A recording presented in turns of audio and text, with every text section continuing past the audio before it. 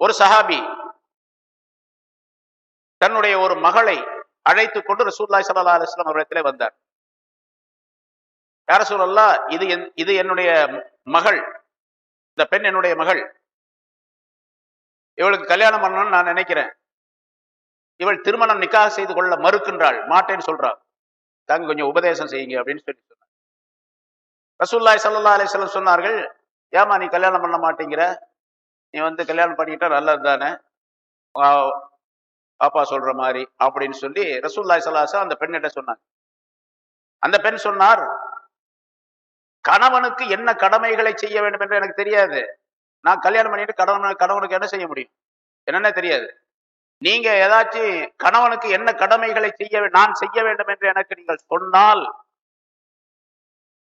நான் அதை தெரிந்து கொண்ட பின்னால் யோசனை பண்றேன் அப்படின்னு சொன்ன.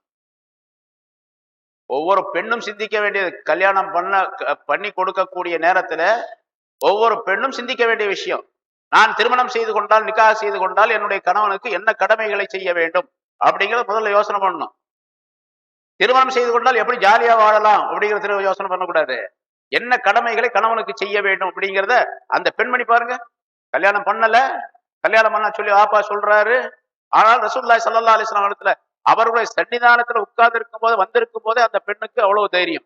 அதாவது அல்லாஹ் தஆலாவுடைய பயம் உள்ள பெண்ணாக அந்த பெண் இருந்த காரணத்தினால், நான் என்ன கடமைகளை செய்ய வேண்டும் என்று எனக்கு நீங்கள் தெரியப்படுத்தினால், இதா அந்த வாசகம் எப்படி வருதுன்னு கேட்டா, இதா என் துஹ்பிரினி, எனக்கு நீங்கள் அறிவித்தால் என்ன கடமைகளை செய்ய வேண்டும் என்று எனக்கு நீங்கள் சொன்னால் அதை பரிசீலனை செய்து அதுக்கு பின்னால் நான் யோசனை பண்றேன் அப்படிங்கிற. ரசூலுல்லாஹி ஸல்லல்லாஹு அலைஹி வஸல்லம் சொன்னார்கள், லவ் கான பிஹி குர்ஹத்துன், அந்த கணவனுடைய உடலிலே ஏதாவது ஒரு புண் ஏற்பட்டு கொப்பளம் ஏற்பட்டு அதிலிருந்து சீழ் சலமெல்லாம் வழிந்து ஓடுகின்றது, அதை சுத்தம் செய்யக்கூடிய நிலை உனக்கு ஏற்படும். சுத்தம் செய்யும் பொழுது அதை நீ உன்னுடைய நாக்கினால் நக்கி சுத்தம் செய்தாலும், அவ இபுத்ததர மின்ஹராஹு சதீதன் வதமா, அந்த கணவனுடைய மூக்கில் இருந்து ரத்தம் வருகின்றது, சீழ் சலமும் மூக்கில் இருந்து வடிந்து வருகின்றது. தும்ம லஹிஸ்தஹு, பிறகு அதை நீ நாக்கினால் சுத்தம் செய்கின்றாய் என்று இருந்தாலும், மா அத்தத்த ஹக்கஹு, அந்த கணவனுடைய கடமையை அந்த பெண் நிறைவேற்றியவளாக ஆக மாட்டாள் என்பதாக சொன்னார். அந்த பொண்ணு முதலே கல்யாணம் பண்ணிக்க மாட்டேங்குது. ரசூலுல்லாஹ் இப்படி சொன்னா எப்படி இருக்கு? அந்த பெண் சொன்னாங்க, காலத், அந்த பெண் சொன்னார், வல்லதி பாஸக பில் ஹக், சத்தியத்தை கொண்டு உங்களை நபியாக அனுப்பிய அந்த ஒருவனின் மீது சத்தியமாக, லா தஸவஜு அபதா, இனிமேல் நான் எப்பவுமே கல்யாணம் பண்ணிக்கவே மாட்டேன்.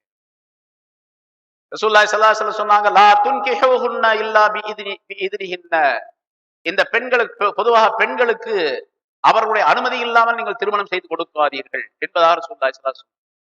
பெண்களுக்கு எவ்வளவு பெரிய உரிமை வழங்கப்பட்டு இருக்கின்றது, எவ்வளவு பெரிய மதிப்பை ரசூலுல்லாஹி ஸல்லல்லாஹு அலைஹி வஸல்லம் தருகின்றார்கள். அந்த பெண்களுடைய அனுமதி இல்லாம யாரும் நிர்பந்தமாக கல்யாணமே பண்ணக்கூடாது.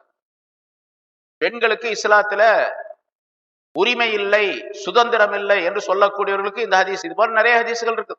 பெண்களுக்கு எவ்வளவு சுதந்திரம் இஸ்லாத்துல கொடுக்கப்பட்டு இருக்குது அப்படிங்கிறது.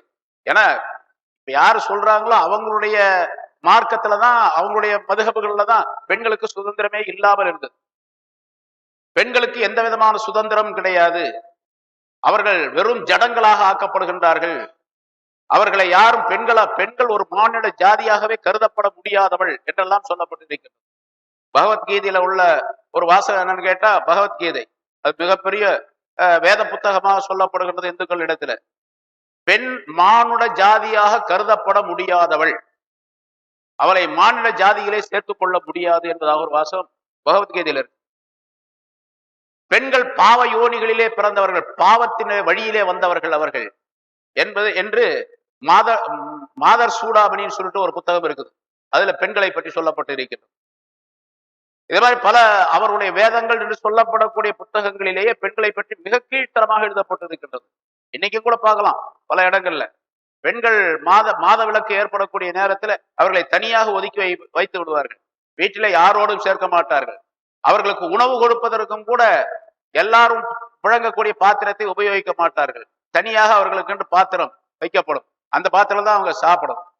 இப்ப கொஞ்சம் கொஞ்சம் பரவாயில்ல, இதுக்கு முன்னால் ஒரு 50 வருஷத்துக்கு முன்னால எப்படி இருந்துச்சுன்னு சொன்னா, வீட்டை விட்டு வெளியே ஒரு திண்ணை இருக்கும். அந்த திண்ணையில தனியாக ஒரு அறை மாதிரி ஒரு ஏற்பாடு செய்து இருப்பார்கள்.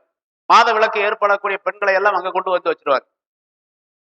அவங்களுக்கு தனியா பாத்திரம் இருக்கும், படுக்கை இருக்கும், வெறிப்பு இருக்கும், எல்லாம் இருக்கும். அந்த பெண்ணை யாரும் தொடவும் மாட்டார்கள். தொட்டால் தீட்டுள்ள பெண்ணை தொட்டால் நல்லவரும் தீட்டாகி விடுவார் அப்படின்னு சொல்லக்கூடிய சூழ்நிலை எல்லாத்துல அப்படி கிடையாது. ஆக இது ரசூலுல்லாஹி ஸல்லல்லாஹு அலைஹி வஸல்லம் சொல்லுகின்றார்கள், லா துன்கிஹூஹுன்ன இல்லா பிஇذنஹுன்ன, அந்த பெண்களுடைய அனுமதி இல்லாமல் அந்த பெண்களுக்கு கல்யாணம் பண்ணி கொடுக்காதீங்க என்று ரசூலுல்லாஹி ஸல்லல்லாஹு அலைஹி வஸல்லம் அவர்கள் சொன்னார். அதனால பெண்களுக்கு நிறைய உரிமைகள் கொடுக்கப்பட்டு இருக்கின்றன. அதை அவர்கள் பயன்படுத்திக் கொள்ள வேண்டும் என்பதாக குறிப்பிடப்படுகிறது. சரி, அதே மாதிரி ரசூலுல்லாஹி ஸல்லல்லாஹு அலைஹி வஸல்லம் அவர்கள் ஒரு பெண் திருமணம் செய்து கொண்ட பின்னால கணவனுக்கு செய்ய வேண்டிய கடமைகளிலே எந்த விதமான தவறும் செய்து விடக்கூடாது. அப்படி ஏதாவது ஒரு சூழ்நிலையை செய்துவிட்டால் உடனடியாக கணவனிடத்தில் மன்னிப்பு கேட்டு தன்னை திருத்திக் கொள்ள வேண்டும். ஒரு சம்பவம் அது ஹதீஸ் என்று சொல்லப்படுகின்றது. ரசூலுல்லாஹி ஸல்லல்லாஹு அன்னை ஃபாத்திமா ரலியல்லாஹு தஆலா அன்ஹா அவர்களுடைய விஷயத்தில் நடந்தது. எல்லாரும் ரசூலுல்லாஹி ஸல்லல்லாஹு அலைஹி வஸல்லம் வாழ்க்கையில அவருடைய மனைவியுடைய விஷயத்துல சண்டைகள் வந்துதான் இருக்குது. சண்டை சச்சரவு வராம கிடையாது, பல நேரங்கள்ல வந்து இருக்குது. ரசூலுல்லாஹி ஸல்லல்லாஹு அலைஹி வஸல்லம் அவர்களிடத்துல ஆயிஷா நாயகி பேசாம இருந்த நேரம்லாம் உண்டு. மற்ற மனைவியர்களும் அதே மாதிரி இருந்திருக்கிறாங்க. அப்புறம் திரும்ப சமாதானம் ஆயிடுவாங்க, சரியா போயிடும். ஒரு தடவை ஹஜ்ரத் அபூபக்கர் சித்திக் ரலியல்லாஹு தஆலா அன்ஹு அவர்கள் ஆயிஷா ரலியல்லாஹு தஆலா அன்ஹா அவருடைய வீட்டுக்கு வர்றாங்க. அதாவது ரசூலுல்லாஹி ஸல்லல்லாஹு அலைஹி வஸல்லம் வீட்டுக்கு வர்றாங்க மதீனாவில். அவங்களுடைய மகதான ஆயிஷா வர்றாங்க. ரசூலுல்லாஹி ஸல்லல்லாஹு அலைஹி வஸல்லம் அவர்கள் வீட்டுல இருக்கிறாங்க. ஆயிஷாவுக்கு என்னமோ கோபத்துல சத்தம் போட்டு பேசிட்டு இருக்கிறாங்க. ரசூலுல்லாஹி ஸல்லல்லாஹு அலைஹி வஸல்லத்துக்கு முன்னால ரொம்ப சத்தம் போட்டு பேசிட்டு இருக்கிறாங்க. அதே அபூபக்கர் சித்திக் ரலியல்லாஹு தஆலா உள்ள வந்த உடனே அவங்களுக்கு கடுமையான கோபம் வந்துருச்சு. என்ன ஆயிஷாவே, நீ யாரிடத்துல பேசினாய் அப்படிங்கிற தெரியுதா உனக்கு? ரசூலுல்லாஹ் முன்னால நீ இப்படி சத்தம் போட்டு பேசிட்டு இருக்கிறீ அப்படின்னு கையை ஓங்கி அடிக்க போனாங்க. ரசூலுல்லாஹி ஸல்லல்லாஹு அலைஹி வஸல்லம் அவர்கள் அவர்களை சமாதானப்படுத்தி கையை பிடிச்சு கீழே வச்சுட்டு அடிக்க வேணாம்னு தடுத்துட்டாங்க. ஹஜ்ரத் அபூபக்கர் சித்திக் ரலியல்லாஹு தஆலா அவர்களுக்கு கோபத்தோட வெளியே போயிட்டாங்க. கோபமா இருக்கக்கூடிய நிலையிலே வெளியே போயிட்டாங்க. ரசூலுல்லாஹி ஸல்லல்லாஹு அலைஹி வஸல்லம் அந்த நேரத்திலும் கூட ஆயிஷா நாயிட்ட சொல்றாங்க, எப்படி பத்தியா, உன்னை அடிக்க வந்தாரு அப்படின்னு நான் தடுத்து நிறுத்தேன்னு பார்த்தியா எப்படி அப்படின்னாங்க. வேற ஒன்றும் சொல்ல, உன்னை அடிக்க வந்தாரு உங்க அத்தா, எப்படி தடுத்து நிறுத்தின பாத்தியா அப்படின்னு சொல்றாங்களா. ஆயிஷா சிரிச்சிட்டாங்க. அதுக்கு பின்னால கொஞ்ச நாள் கழிச்சு அது மறுநாளோ நேரமோ அபூபக்கர் சித்திக் மறுபடியும் வந்தாங்க. வரும்போது ஆயிஷா உடனே ரசூலுல்லாஹி ஸல்லல்லாஹு அலைஹி வஸல்லம் சிரிச்சு பேசிக்கிட்டே இருக்கிறாரு. அப்புறம் அபூபக்கர் சித்திக் ரலியல்லாஹு தஆலா அவர்கள் சொன்னாங்களாம், உள்ள வரும்போது சொன்னாங்களாம், முதல் தடவை வரும்போது நீங்க 2 பேரும் சண்டை போட்டுக்கிட்டு இருந்தீங்க. சண்டை போட்டுக்கிட்டு இருக்கக்கூடிய நிலைமையிலே நான் வந்தது.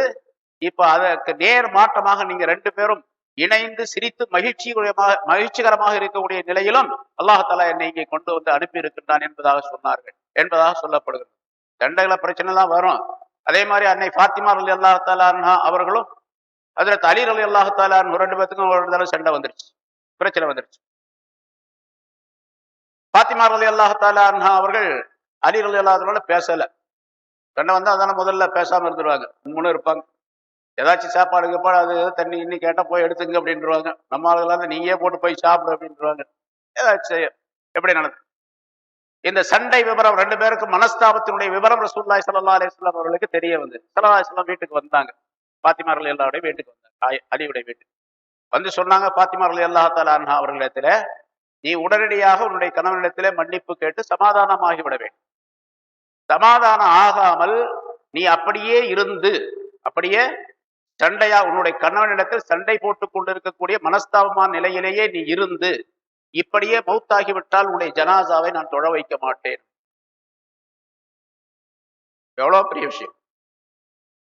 எத்தனை சண்டை வருது! அந்த சண்டையிலே அப்படியே போகக்கூடியவர்களும் உண்டு.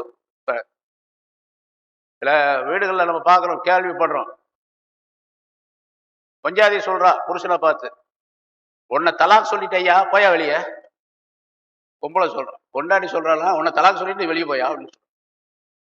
ஒருத்தர் வந்து சொன்னார், சோறு கொடுக்க மாட்டேங்கிறாங்க, தட்டையை தூக்கி வெளியே வச்சு அதுக்கு சாத்து பட்டு போன்னு சொல்றான். என்ன எவ்வளவு சம்பாரிச்சு கொடுத்தா சேர்த்து கோடியா அப்படின்னு சொல்றாரு.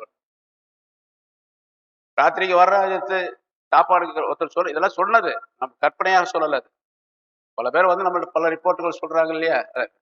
அந்த ராத்திரில வந்து அது படுத்து இருந்தா சாப்பாடு போடணும், அங்க இருக்க போய் போய் எடுத்து போட்டு தின்னுட்டு போ அப்படின்னு சொல்றோம் அப்படின்னு சொல்றாரு. ரசூலுல்லாஹி ஸல்லல்லாஹு அலைஹி வஸல்லம் சொன்ன இந்த விஷயங்களும் இந்த பெண்மணிகள் நடக்கக்கூடிய விஷயங்கள் எவ்வளவு மாற்றமா இருக்கு, எவ்வளவு வானத்துக்கும் பூமிக்குள்ள வித்தியாசம் இருக்குது. ரசூலுல்லாஹி ஸல்லல்லாஹு அலைஹி வஸல்லம் அவர்கள் சொன்னார்கள், லா யன்துருல்லாஹு இலா இம்ராஅத்தின் லா தஷ்குரு ஸௌஜஹா. தன்னுடைய கணவனுக்கு நன்றி செலுத்தாத பெண்ணை அல்லாஹ் தஆலா அருட்பார்வையால் பார்க்க மாட்டான் என்பதா. கணவனுக்கு அவ்வளவு நன்றி செலுத்தணும். எவ்வளவு நன்றி செலுத்தணும்? உலகத்திலேயே அந்த கணவனுக்கு செய்யக்கூடிய நன்றியை போல ஒருவருக்குமே செய்யக்கூடாது, அல்லாஹ்வை தவிர. அல்லாஹ்வுக்கு அடுத்ததாக சரி. ஏன்னு கேட்டா அந்த அந்தஸ்தை கணவனுக்கு தான் கொடுத்திருக்கிறான். ரசூலுல்லாஹி ஸல்லல்லாஹு அலைஹி வஸல்லம் சொல்லியிருக்காங்க, அல்லாஹ் தஆலாவுடைய உத்தரவுப்படி. ஏன்னா லவ் குன்து ஆமுரு அஹதன் அன் யஸ்ஜுத லி அஹதின் லஅமர்துல் மர்அத அன் தஸ்ஜுத லி ஸௌஜிஹா. அல்லாஹ்வை தவிர வேறு யாருக்காவது சஜிதா செய்ய வேண்டும் என்று நான் கட்டளையிடுவதாக இருந்தால் கணவனுக்கு சஜிதா செய்யுமாறு மனைவிக்கு நான் கட்டளையிட்டு இருப்பேன் என்பதாக சொன்னார். சஜிதா செய்யறது யாருக்கு? அல்லாஹ் தவிர வேற யாரும் கூடாது. கூடும் என்று இருந்தால் லஅமர்துல் மர்அத அன் தஸ்ஜுத லி ஸௌஜிஹா என்பதாக சொன்னார். அவ்வளவு. ஆனா ஆண்களுக்கு மிகப்பெரிய சோதனைங்க. பெண்கள் ஆண்களுக்கு மிகப்பெரிய சோதனை. ஆனா அந்த சோதனையத்தான் பெண்கள் ஆண்களோடு சேர்த்து வைத்து அல்லாஹ் தஆலா அதை இணக்கமாக்கி கொண்டு வர வேண்டும் என்ற ஒரு நியதியை வாழ்க்கையை ஏற்படுத்தி வைத்திருக்கிறார். அதையும் சொல்றேன், மா தரக்து பாதி ஃபித்னத்தன் அவர்ரா அலர் ரிஜாலி மினன் நிஸா. எனக்கு பின்னால என்னுடைய வாழ்க்கைக்கு என்னுடைய காலத்துக்கு பின்னால ஆண்களுக்கு பெண்களை விட ரொம்ப துன்பம் தரக்கூடிய எந்த பொருளையும் நான் விட்டு செல்லவில்லை, எந்த ஃபித்னாவையும் விட்டு செல்லவில்லை என்பதாக. ஆண்களுக்கு ஏற்படக்கூடிய சோதனைகள்ல மிகப்பெரிய சோதனை பெண்கள் தான். ஆனா அந்த சோதனையோடவே வாழக்கூடிய சூழ்நிலை, இணைந்து வாழக்கூடிய சூழ்நிலையை அல்லாஹ் தஆலா ஏற்படுத்தி. சரி, இங்க ஒரு கருத்தை விளக்குகின்றார் உலமாக்கள். மா தரக்து பாதி, எனக்கு பின்னால் என்று சொன்னதுடைய காரணம் என்னன்னு சொன்னால் ரசூலுல்லாஹி ஸல்லல்லாஹு அலைஹி வஸல்லம் காலத்துல அப்படி இல்லைன்னு அர்த்தமா. அங்க அலி ரலியல்லாஹு ஆயிஷாவுடைய சண்டையெல்லாம் சொன்னா அதெல்லாம் இது முன்னால் நிக்காது. அதெல்லாம் அது வேற, அது ரொம்ப சும்மா சாதாரணமானது. உடனடியாக அவர்கள் திருந்தி விடுவார்கள், அல்லாஹ்வுடைய பயம் வந்து விடும். இப்ப அப்படிலாம் கிடையாது. என்ன உபதேசம் செஞ்சாலும் சரி அவங்க அப்படித்தான் இருப்பாங்க. அல்லாஹ் தஆலா சொல்றான், அவர்களுக்கு உபதேசம் செய்யுங்கள் என்பதாக சொன்ன ஃபர்ஸ்ட் நிலை. உபதேசம் செய்யுங்கள். உபதேசம் செய்யல, கேட்கல அப்படின்னு சொன்னா அடியுங்க அப்படின்னு சொல்றான். எப்படி அடிக்கணும் அப்படிங்கிற சட்டம் எல்லாம் சொல்லி இருக்கிறோம். எவ்வளவு அடிக்கணும், எப்படி அடிக்கணும் அப்படிங்கிறது. மூன்றாவது நிலை என்ன? படுக்கையிலே வெறுத்து ஒதுக்குங்கள் என்பதாக சொல்லுகின்றார். நாலாவது நிலை, அந்த தரப்புல ஒரு ஆள் இந்த தரப்புல ஒரு ஆள் போய் சமாதானம் பண்ணி பஞ்சாயத்து பேசி சமாதானமா ஆக்கி வைக்க வேண்டும் என்று அல்லாஹ் சொல்ல. இந்த 4 நிலையும் தாண்டி போகும்போது தலாக்குக்கு வரணும் என்பதாக சொல்லுது. தலாக்கை 1, அப்புறம் 2, அப்புறம் 3, அதுல பாயின் ரஜவை என்றெல்லாம் பல சட்டங்கள் இருக்கின்றன. ஒட்டுமொத்தமா எடுத்த உடனே 3 தலாக்குன்னு சொல்றது கிடையாது. அதெல்லாம் கடுமையான குற்றத்திற்குரிய, சொன்னா செல்லுபடியாகும், ஆனா கடுமையான குற்றத்திற்குரிய. ஆக பெண்கள் இப்படி இருக்க வேண்டும் என்று ரசூலுல்லாஹி ஸல்லல்லாஹு அலைஹி வஸல்லம் அவர்கள் குறிப்பிடுகின்றார். ஒரு பெண் அதே மாதிரி, ஒரு பெண் தன்னுடைய கணவனிடத்துல தலாக்கை கேட்டால், என்ன தலாக் சொல்லிட்டு போயிடு. இங்க இப்ப அன்னைக்கு ஒருத்தர் சொல்றார், சேர்ந்து வாழதான் விரும்புறேன் அஜித்து. அவங்க என்ன பண்றாங்க, பெண் வீட்டுக்காரவங்க, இந்தாப்பா நீ ஒழுங்கா இருந்தா வீட்டுல இரு, இல்லைன்னு சொன்னா ஹுலா கொடுத்துட்டு போகணும், போ, உன்னை வெளியே அனுப்பிடுவேன் அப்படின்னு சொல்றாங்க. அப்படின்ற பையன் ஹுலா கொடுத்துட்டு நான் வெளியே மாப்பிள்ளை பொண்ணை சொல்ல வேண்டியது இருக்க. அப்படி பல இடங்கள் நடக்குது. இங்க பெண்ணை மாப்பிள்ளைய சொல்றாங்க, பெண்ணு வீட்டுக்காரவங்க உன்னை ஹுலா கொடுத்து வெளியே அனுப்பிடுவேன், ஒழுங்கா இருக்கிறதா தான் இரு அப்படின்னு சொல்லிட்டு பொண்ணு வீட்டுக்காரங்க அப்படின்னு சொல்ல. இதெல்லாம் சட்டங்கள் தெரியாததின் காரணமாக ரசூலுல்லாஹி ஸல்லல்லாஹு அலைஹி வஸல்லம் சொன்னாங்கல்ல, ஃபல்ஃபர் பிதாத்தி தீன் என்று சொன்னார்களே, அந்த வாசகத்தினுடைய கருத்து அவர்களுக்கு விளங்காததின் காரணமாக அல்லாஹ் தஆலா அந்த நிலையை ஏற்படுத்தி வைத்திருக்கின்றான் என்பதாக பொருள். அதே மாதிரி ஒரு பெண் கணவனுக்கு கட்டுப்படாமல் வாழ்ந்தால் அவருடைய நன்மையான செயல்களும் கூட அடிபட்டு போயிடும். ஒரு ஹதீஸ் ரசூலுல்லாஹி ஸல்லல்லாஹு அலைஹி வஸல்லம் சொல்லுகின்றார்கள், ஸலாஸத்துன் லா யுக்பலு லஹும் ஸலாத்துன் வலா தஸ்அது லஹும் ஹஸனா. 3 நபர்களுடைய தொழுகை ஏற்றுக்கொள்ளப்பட மாட்டாது, அவருடைய எந்த நன்மையும் அல்லாஹ்விடத்தில் ஏறி செல்லாது. அல் அப்துல் ஆபிக், ஓடி போன அடிமை, எஜமானை விட்டு ஓடி போன அடிமை, அது ஒரு தனி சட்டம், திரும்பி வர்ற வரைக்கும். வல் மர்அத்து சாஹிதத்து அலைஹா சாஹித்து அலைஹா ஜௌஜுஹா. கணவன் கோபமாக இருக்கக்கூடிய ஒரு பெண், ஒரு மனைவி, கணவனுடைய கோபத்தை பெற்றுக்கொண்டிருக்கக்கூடிய ஒரு மனைவி, அந்த கோபம் தீர்ந்து அவன் சமாதானமா அந்த பெண்ணின் மீது சுமூகமான ஒரு சூழ்நிலை ஏற்படுகின்ற வரைக்கும் அவள் தொழுதாலும் ஏற்றுக்கொள்ளப்பட மாட்டது, நன்மைகளும் ஏற்றுக்கொள்ளப்பட மாட்டது அப்படின்னாரு. மூணாவது அசக்ரானோ போதையில் உள்ள மனிதன், மது அறிந்திருக்கான், கள்ளு குடிச்சிருக்கான், அவன் தெளிவாக ஆகும் வரைக்கும் அவனுடைய நன்மைகள், தொழுகை ஏற்றுக்கொள்ளப்பட மாட்டான் என்பதாக சொல்லுகிறார். அதே நேரத்தில் கணவனுடைய திரு பொருத்தம், கணவனுடைய திருப்தியை பெற்ற பெண்ணாக இருந்தால் அந்த பெண் அல்லாஹு தாலாவிடத்துல மிகப்பெரிய அந்தஸ்தை பெற்றவளாக ஆவாள். சொன்னார்கள், ஐயுமா இம்ராத்தின் மாதத் ஜன்னா, எந்த ஒரு பெண், எந்த ஒரு மனைவி கணவனுடைய பொருத்தத்தை பெற்றவளாக இறந்து விட்டால் அவள் நேரடியாக சொர்க்கம் சென்று விடுவாள் என்பதாக சொன்னார். நம்ம வேணா கேட்போம், ஒரு கணவன் மனைவி இறந்து போறாங்க, அந்த கணவனிடத்துல நீங்க கேளுங்க, உங்க மனைவியை நீங்க பொருந்தி கொண்டீங்களா? உங்கள் மனைவி மீது திருப்தியாக இருக்கக்கூடிய நிலையிலே அந்த பெண் இறந்து போனாளா?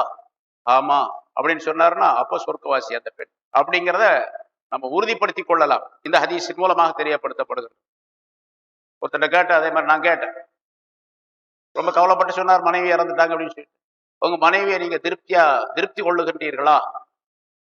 உங்களுடைய மனைவியின் மீது நல்ல ஒரு எண்ணம், அந்த பெண் நல்ல பெண் என்ற எண்ணம் உங்களுக்கு இருக்குதா அப்படின்னு. என்ன அஜத் இப்படி சொல்லிவிட்டீங்க? அவர் சொல்ற, என்ன அஜத் இப்படி சொல்லிட்டீங்க?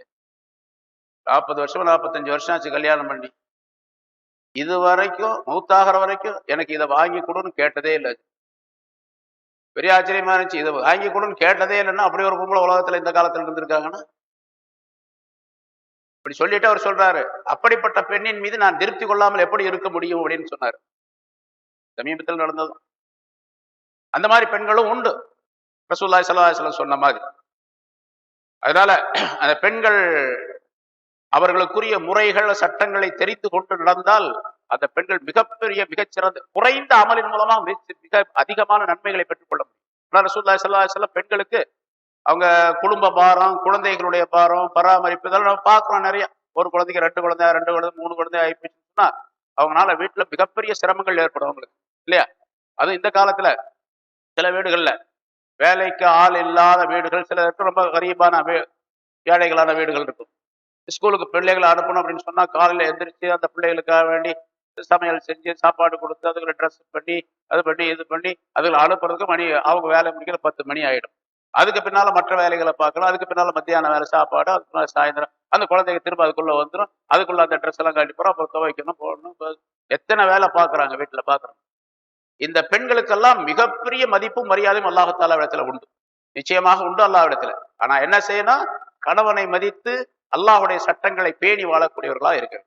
அதே ரசூலுல்லாஹி ஸல்லல்லாஹு அலைஹி வஸல்லம் ஹதீஸ்ல எப்படி சொல்லுகின்றார், அல் மர்அத்து இதா ஸல்லத் ஹம்ஸஹா வஸாமத் ஷஹரஹா வஅதாத் வஅஹ்ஸனத் ஃபர்ஜஹா வஅதாத் பாலஹா ஃபல்தத்குல் ஃபீ ஐயி அப்வாபில் ஜன்னத்தி ஷாஅத் என்பதாக சொன்னார்.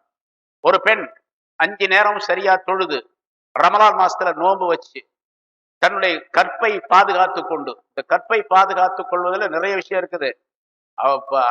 அடுத்த ஆண்களிடத்துல போகாம இருக்குது அப்படிங்கிறது மட்டுமல்ல, கற்பை பாதுகாப்பதற்காக வேண்டி உள்ள உபகரணங்கள் இருக்கும், அதெல்லாம் செய்யணும்னு அர்த்தம்.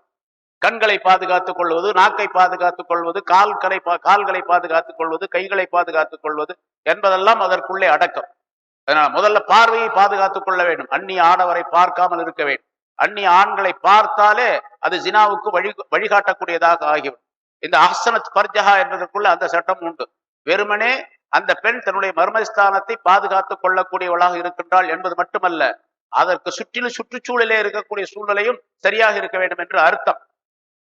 ரசூலுல்லாஹி ஸல்லல்லாஹு அலைஹி வஸல்லம் அவர்கள் ஒரு தடவை தங்களுடைய அருமை மகளார் ஃபாத்திமா ரலியல்லாஹு தஆலா அன்ஹா அவர்களிடத்துல கேட்டாங்க, யா புனையா, என்னுடைய அருமை மகளே, ஐயு ஷைஇன் கைருல் லில் மர்ஆ, ஒரு பெண்ணுக்கு சிறந்த விஷயம் எது அப்படின்னு கேட்டாங்க. பாத்திமா நாயிட்ட கேட்கிறாங்க, ரசூலுல்லாஹ் கேட்கிறாங்க, ஐயு ஷைஇன் கைருல் லில் மர்ஆ, ஒரு பெண்ணுக்கு மிக கைரானது, சிறந்தது எது அப்படின்னு கேட்டாங்க. பாத்திமா ரலியல்லாஹு தஆலா அன்ஹா அவர்கள் சொன்னார்களாம், அல்லாஹ் தரா ரஜுலன்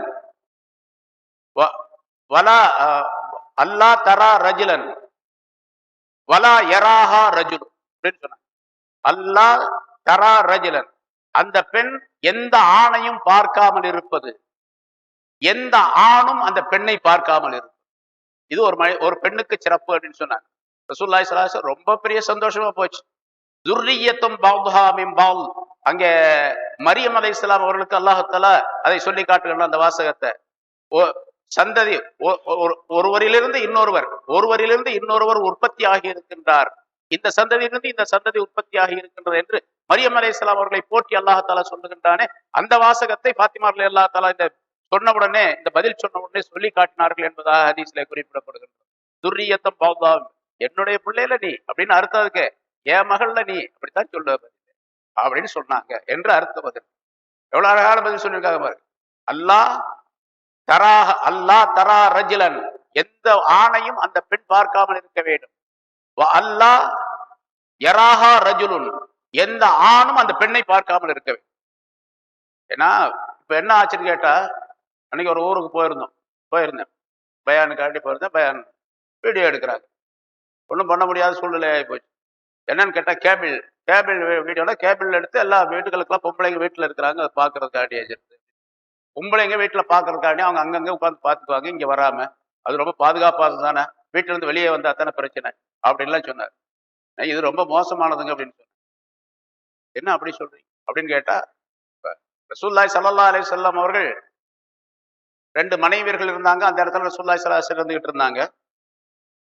இப்னு உம்மி மக்தூம் ரலியல்லாஹு தஆலா அன்ஹு அந்த இடத்துக்கு வந்தாங்க. எல்லாத்துக்கும் தெரிஞ்ச ஹதீஸ். அவங்க பார்வை தெரியாத, கண் தெரியாத, பிறவி குருடராக இருந்தவர். ரசூலுல்லாஹி ஸல்லல்லாஹு அலைஹி வஸல்லம் 2 மனைவி என்ன சொன்னாங்க, நீங்க 2 பேரும் போய் மறைஞ்சுக்குங்க, ஒளிஞ்சுக்குங்க அப்படின்னு சொன்னாங்க. ஒரு ஆம்பளை வர்றாரு, ஒரு சஹாபி வர்றாரு, நீங்க 2 பேரும் ஒளிஞ்சு. அவங்க 2 பேரும் சொன்னாங்க, அவருக்கு தான் கண்ணு தெரியாது அப்படின்னு சொன்னாங்க, பார்வை தெரியாது. ரசூலுல்லாஹி ஸல்லல்லாஹு அலைஹி வஸல்லம் சொன்ன பதில் ரொம்ப கடுமையானது. அந்த இடத்துல 2 வாசகத்தை சொல்லுகின்றார்கள். அஃப அம்யாவானி அன்துமா, நீங்க 2 பேரும் கண் தெரியாதவர்களா? நீங்க 2 பேரும் நல்லா பார்க்கக்கூடியவர்கள் அல்லவா? கண் தெரியாதவர்கள் அல்லவா அப்படிங்கறது கூட நிறுத்திக்கல, உங்க 2 பேத்துக்கு நல்லா பார்வை தெரியுது அல்லவா அப்படின்னு சொன்னாங்க. அப்ப கேபிள்ல வந்து இங்க போட்டோ எடுத்து, இங்க வீடியோ எடுத்து கேபிள் மூலமாக வீட்டுல பார்க்கும்போது என்ன, அங்க பாக்குறாங்களா பொம்பளை பார்க்கலாமா? நேரடியா பார்த்தா தான் ஆம்பளை பார்க்க கூடாது, டிவில பார்த்தா பார்க்கலாமா? 2 ஒண்ணுதான். இன்னும் சொல்ல போனா, ஒரு ஆலிம்கிட்ட, ஒரு முஃப்தி இடத்துல கேட்கப்பட்டது சமீபத்துல. அவர் பதில் சொன்னார், ஒரு பெண்ணை, அந்நிய பெண்ணை நேரடியாக பார்ப்பதை விட பத்திரிகையின் மூலமாகவோ டிவியின் மூலமாக அந்நிய பெண்ணை ஒருவர் பார்க்கின்றார் என்று சொன்னால், நேராக பார்ப்பதை விட கடுமையான குற்றம் அப்படின்னு. ஏன்னு கேட்டா, நேரா பார்க்கும் பொழுது இப்படி பார்ப்பாரு, கொஞ்ச நேரம் அப்படி பார்த்துட்டு திரும்பி போயிடுவாரு, அவ்வளவுதான். அல்லது எதிரில் வரும்போது பார்ப்பாரு, இவர் அந்த பக்கம் போயிடுவாரு, அந்த பொண்ணு அந்த பக்கம் போயிடும், முடிஞ்சு போச்சு, அவ்வளவுதான். டிவியிலேயோ பத்திரிகையில பார்க்கும்போது பார்த்துக்கிட்டே இருப்பார். அந்த பத்திரிகை தூக்கி போட்டா திரும்ப ஒரு தடவை எடுத்து பார்ப்பாரு, அந்த டிவியை மறுபடியும் ஆன் பண்ணி பார்ப்பாரு, இப்படி பல தடவை பார்ப்பாரு. அப்ப நேரடியா பார்க்கறத விட பல தடவை பார்க்கக்கூடிய அந்த இச்சை, மனோ இச்சை என்பது அங்கே வந்து விடுகின்றது. இதை விட பன்மடங்கு அதிகமான குற்றம் அப்படின்னு சொல்லி அந்த முஃப்தி இப்ப பத்வா கொடுத்துருக்கு. உண்மை அப்படித்தானே? அதனால ரசூலுல்லாஹி ஸல்லல்லாஹு அலைஹி வஸல்லம் சொன்ன விஷயம் இங்க, அந்த ஆசனத் பர்ஜஹா அப்படின்னு சொன்ன, தன்னுடைய கற்பை காப்பாற்றிக் கொள்வாள் அப்படின்னு சொன்னா, கற்பு பாதுகாப்பதற்காக சம்பந்தப்பட்ட எல்லா விஷயங்களும் அதற்குள்ளே அடக்கும். 4வதாக ரசூலுல்லாஹி ஸல்லல்லாஹு அலைஹி வஸல்லம் சொன்னார்கள்,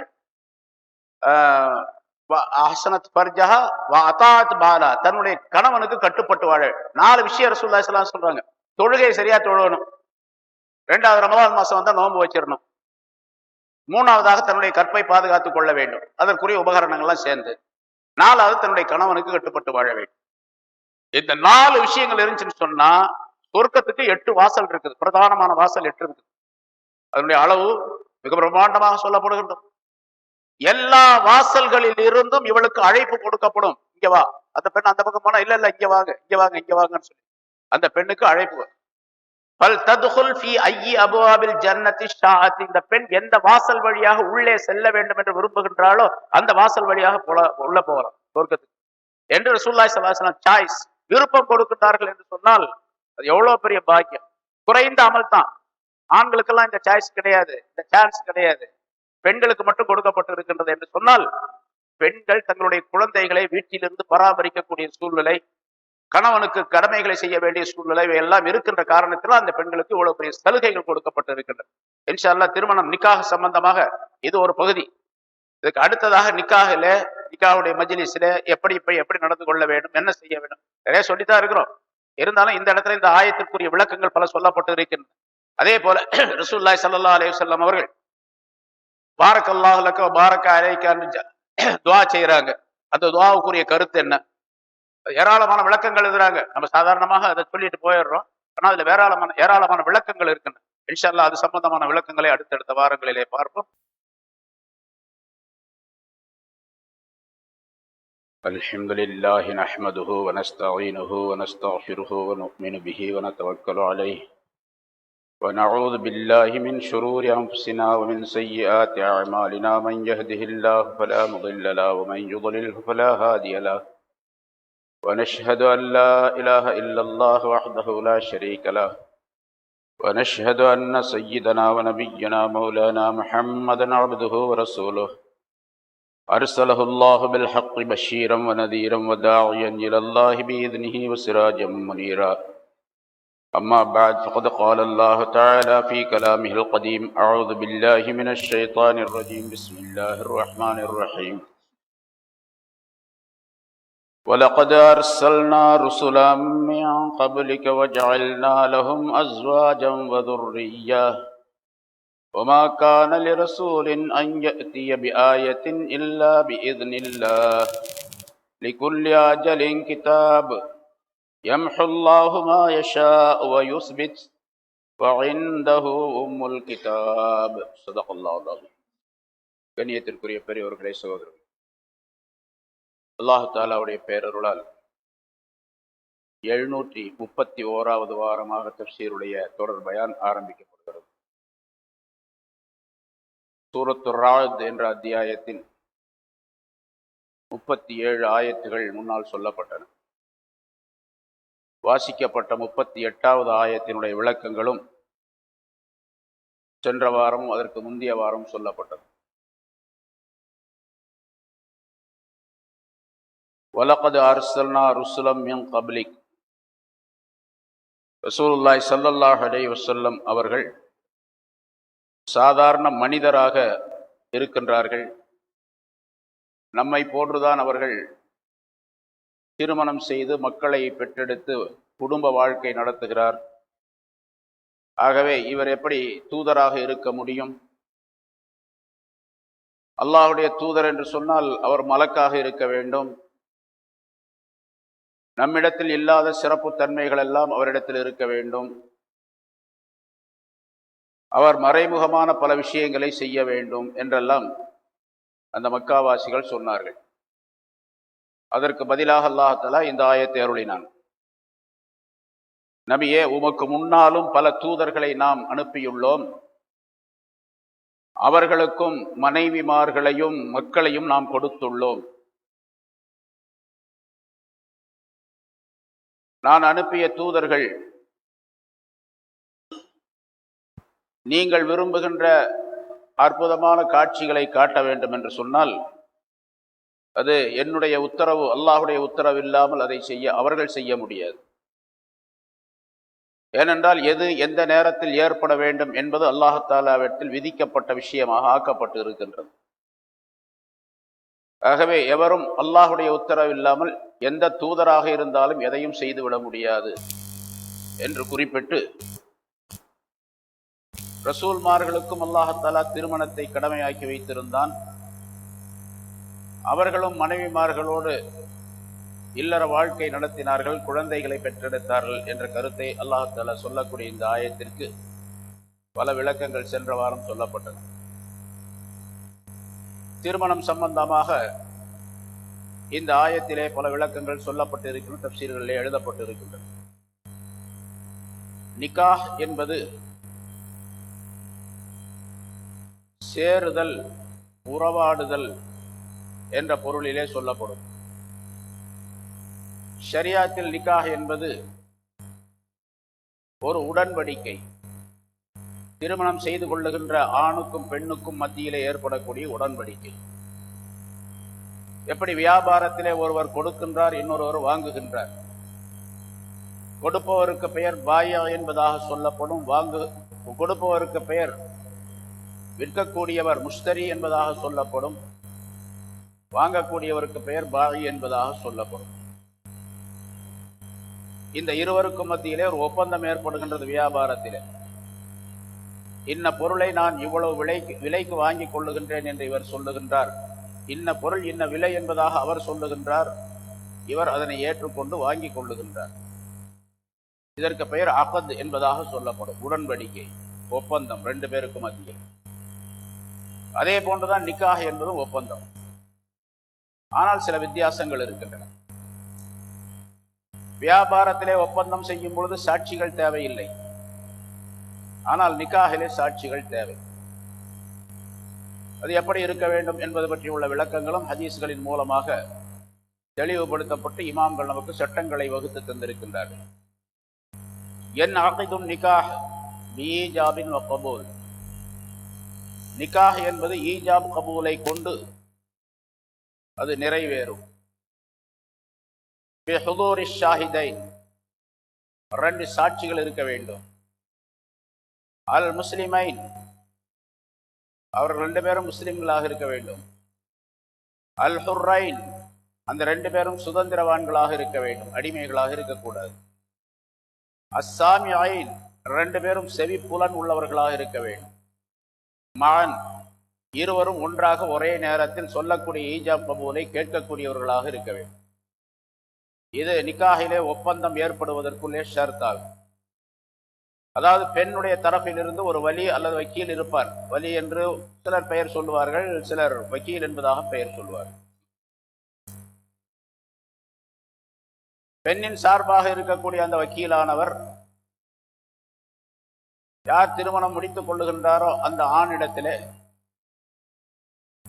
ஒரு ஒப்பந்தத்தை செய்து கொள்வார்.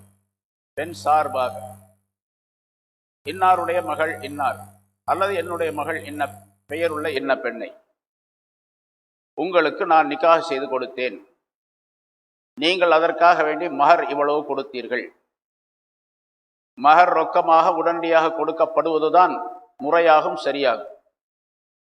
ஆனாலும் மஹர அஜல், தவணை முறையிலே மஹர் செய்வதும் கூடும், மஹர் வைத்துக் கொள்வதும் கூடும். ஆனாலும் அது நல்லதல்ல. தவணை முறையிலே மஹர் வைத்துக் கொண்டால் பின்னால் அது கொடுக்க முடியாத சூழ்நிலையும் கூட ஏற்பட்டு விடலாம் என்பதாக சொல்லப்பட்டிருக்கின்றது. நம் நடைமுறையில் அதனை பார்க்கின்றோம். ஆனால் மஹர் வைப்பது எவ்வளவு? ரசூலுல்லாஹி ஸல்லல்லாஹு அலைஹி வஸல்லம் அவர்கள் தங்களுடைய மனைவிமார்களுக்கும் தங்களுடைய மகள்களுக்கும் 400 திர்ஹங்கள் மஹர் வைத்ததாக குறிப்பிடப்படுகின்றது. சில அறிவிப்புகளிலே 500 திர்ஹங்கள் சிலருக்கு வைத்திருக்கலாம் என்பதாக சொல்லப்படுகின்றது. 400 திர்ஹங்கள் என்று சொன்னால் சுத்தமான வெள்ளி காசுகள். அது 1.25 கிலோ வெள்ளி. 500 திர்ஹம் என்று சொன்னால் 1.5 கிலோ, ஏறத்தாழ 1.5 கிலோ வெள்ளி. 1 கிலோ வெள்ளி என்ன விலை விற்கின்றது என்று அந்தந்த நேரத்திலே மார்க்கெட்டுடைய நிலவரத்தை நாம் கணக்கு போட்டுக் கொள்ள வேண்டும். இதுக்கு பெயர் பொதுவாகவே மஹர ஃபாத்திமி என்பதாக சொல்லப்படும். ரசூலுல்லாஹி ஸல்லல்லாஹு அலைஹி வஸல்லம் அவர்கள் அலி ரலியல்லாஹு தஆலா அன்ஹு அவர்களிடத்தில் வாங்கிய மஹர் ஃபாத்திமா ரலியல்லாஹு தஆலா அன்ஹா அவர்களை நிக்காஹ் செய்யும் பொழுது மஹர ஃபாத்திமி என்பதாகவே பொதுவாக இதற்கு பெயர் ஏற்பட்டு இருக்கின்றது. குறைந்த அளவு 1.25 கிலோ வெள்ளி இருக்க வேண்டும். 20,000 ரூபாய் 1 கிலோ என்று வைத்துக் கொண்டால் இன்றைய நிலவரப்படிக்கு 25,000 ரூபாய் மஹர் கொடுக்க வேண்டும். அல்லது அதுக்கு நிகரான வேறு ஏதாவது பொருளும் கொடுக்கலாம். இன்று பல இடங்களில் நாம் பார்க்கின்றோம், நகைகளை கொடுத்து விடுகின்றார்கள், தங்க நகைகள் போடப்படுகின்றன மஹராக. ஆனால் மிக குறைந்த அளவு வைக்கப்படுகின்றது சில இடங்களிலே. சில இடங்களிலே மஹர் தொகையாக ரூபாய்கள் கொடுக்கப்படும் போதும் கூட அந்த காலத்தை வச்சுருந்தாங்க 101 ரூபாய், அதுக்கு முதல்ல 11 ரூபாய் வச்சிருக்கிறாங்க. 101 ரூபாய் ரொம்ப நாளாக இருந்துச்சு. 4 நாள் நிக்காஹ் பண்ணும்போது ஆரம்பத்தில் 200 ரூபாய், ஒரு 30-35 வருஷத்துக்கு முன்னால்னு வச்சுங்க, 200 ரூபாய். அந்த 200 ரூபாய் ரொம்ப நாளாக இருந்துச்சு. இப்போவும் சில ஊர்கள், அன்றைக்கி எங்கேயோ ஒரு ஊருக்கு போனால் 250 ரூபா மகர். பெரிய அநியாயமாக இருக்குது. 250 ரூபாய்க்கு டீ வடையும் கூட சாப்பிட முடியாது. இப்போ 250 ரூபாய் மகர். எவ்வளோ வைக்கணும்? 25,000 ரூபாய் மகர் வைக்க வேண்டும். அப்போ அவர் வக்கீலாக இருக்கக்கூடியவர் இவ்வளவு மகர் நீங்கள் கொடுத்ததின் பேரில் இந்த பெயருள்ள இன்ன பெண்ணை நான் உங்களுக்கு நிக்காஹ் செய்து கொடுத்தேன் என்று இறந்த கால வார்த்தையால் குறிப்பிட வேண்டும். அதை கொடுத்தேன், நிக்காஹ் செய்து கொடுத்தேன், நிக்காஹ் செய்து தந்து விட்டேன் திருமணம் செய்து தந்து விட்டேன் என்று சொல்ல வேண்டும். திருமணம் செய்து தருகின்றேன், நிக்காக செய்து உங்களுக்கு தருகின்றேன் என்று சொன்னால் அது செல்லுபடியாகாது. இந்த நிக்காக கூடாது, பாத்திலாகிவிடும். நிக்காக இப்படி வக்கீலாக இருக்கக்கூடியவர் யார் மாப்பிள்ளையாக இருக்கின்றாரோ அவரிடத்தில் சொல்லுவார். இதுக்கு மாற்றமாகவும் சொல்லலாம். மாப்பிள்ளை சொல்லுகிறார், யார் வக்கீலாக இருக்கின்றாரோ அவரை பார்த்து, உங்களுடைய மகள் இன்ன பெயருள்ள இன்ன பெண்ணை நான் இவ்வளவு மகரு கொடுத்து திருமணம் செய்து கொண்டேன், அவர் ஒப்புக்கொண்டேன் என்று சொல்லுகின்றார். அப்படி சொன்னாலும் கூடும். யார் முதல்ல சொல்றாங்களோ அதுக்கு பேர் ஈஜாப், ரெண்டாவது யார் சொல்றாரோ அதுக்கு பேர் கபூல். ஒப்புக்கொண்டேன்னு சொல்றதுக்கு பேர் கபூல். இப்ப ஈஜாப் கபூலை கொண்டு கட்டாயமாக அது நிறைவேற்றப்பட வேண்டும். இது ஃபர்ல். ஈஜாப் கபூல் ஃபர்ல். அதுல ஈஜாப் கபூலை கொண்டு நிக்காக நிறைவேறிவிடும். ஆனா 2 சாட்சி இருக்கணும். பொதுவாக சாட்சி என்பதற்கு ஷாஹித் என்பதாக அரபியில சொல்லப்படும். ஷாஹித், ஷாஹித்னு சொன்னாலே முன்னிலையில் இருக்கிறவர் அப்படின்னு அர்த்தம். முன்னால இருக்கணும். அவர் அந்த பக்கம் எங்கேயாவது இருந்தாருன்னா அவருக்கு பேர் ஷாஹிதே அல்ல, சாட்சியே அல்ல. கோர்ட்டில் சாட்சி சொல்லக்கூடியவர் கூண்டில ஏறி முன்னால அந்த மஜ்லிஸ்ல முன்னால இருக்கணும். அவருக்கு பேர் தான் சாட்சி சொல்லக்கூடியவர்னு சொல்லப்படும். இது ஷரியத்துடைய சட்டமாகும். அப்படி 2 சாட்சி இருக்கணும். அந்த 2 சாட்சியும் முஸ்லிம்களாக இருக்க வேண்டும். இன்னும் சொல்ல போனால் 2 முஸ்லிம்கள் என்று சொல்லப்படக்கூடிய ஆண்களாகவே இருக்க வேண்டும். ஒரு ஆண் 2 பெண் இருக்கலாம் என்று இருந்தாலும் கூட பெண்கள் மஜ்லிஸுக்கு வர முடியாது என்ற காரணத்தினால் 2 பேரும் ஆண்களாகவே இருக்க வேண்டும் என்பதாக சொல்லப்பட்டு இருக்கின்றது. நிக்காஹ் நடைபெறக்கூடிய மஜ்லிஸில் அந்த 2 ஆண்களும் இருக்க வேண்டும். 2 பேரும் முஸ்லிம்களாக இருக்க வேண்டும். 2 பேரும் சுதந்திரவான்களாக இருக்க வேண்டும். ஒருவர் அடிமையாக இருக்கின்றார் என்று சொன்னால் செல்லுபடியாக. இப்ப அடிமை யாரும் கிடையாது, சட்டம் இது. 2 பேரும் அஸ்ஸாமி ஆயின் மான், 2 பேரும் ஒரே நேரத்திலே சொல்லப்படக்கூடிய ஈஜாப் கபூலுடைய அந்த வார்த்தைகளை கேட்கக்கூடியவர்களாக இருக்க வேண்டும். அப்படின்னா செவிடர்களாக இருக்கக்கூடாது, காது கேட்காதவங்களாக இருக்கக்கூடாது. இவர் நிக்காஹ் செய்து கொடுத்தேன் என்று சொல்லுவதும் அவர் ஒப்புக்கொண்டேன் என்று சொல்லுவதும் மகர் தொகை வைக்கப்படக்கூடிய அந்த விஷயமும் அந்த 2 பேரும் கேட்கக்கூடியதாக இருக்க வேண்டும். சில இடங்கள்ல பார்க்குறோம், மெதுவா இமாமானவர் அது யார் சொல்லிக் கொடுக்குறாரோ, பெரும்பாலும் இமாம்கள் தான் சொல்லி கொடுக்குறாங்க. அது ஷரியத்தில் அப்படி சட்டம் கிடையாது. யார் வக்கீலாக இருக்கிறாரோ அவர் தான் சொல்லிக் கொடுக்கணும். இது ஒரு பெரிய வேலையே அல்ல, பெரிய விஷயமும் அல்ல. என்னுடைய மகளை இன்ன பெயருள்ள இன்ன பெண்ணை, இந்த மகளை உங்களுக்கு நான் நிக்காஹ் செய்து கொடுத்தேன் அப்படின்னு சொல்றது என்ன பெரிய விஷயம்? பயானா செய்ய போறாரு சொல்லி சாதாரணமாக சொல்லிடலாம், அதான் முறை.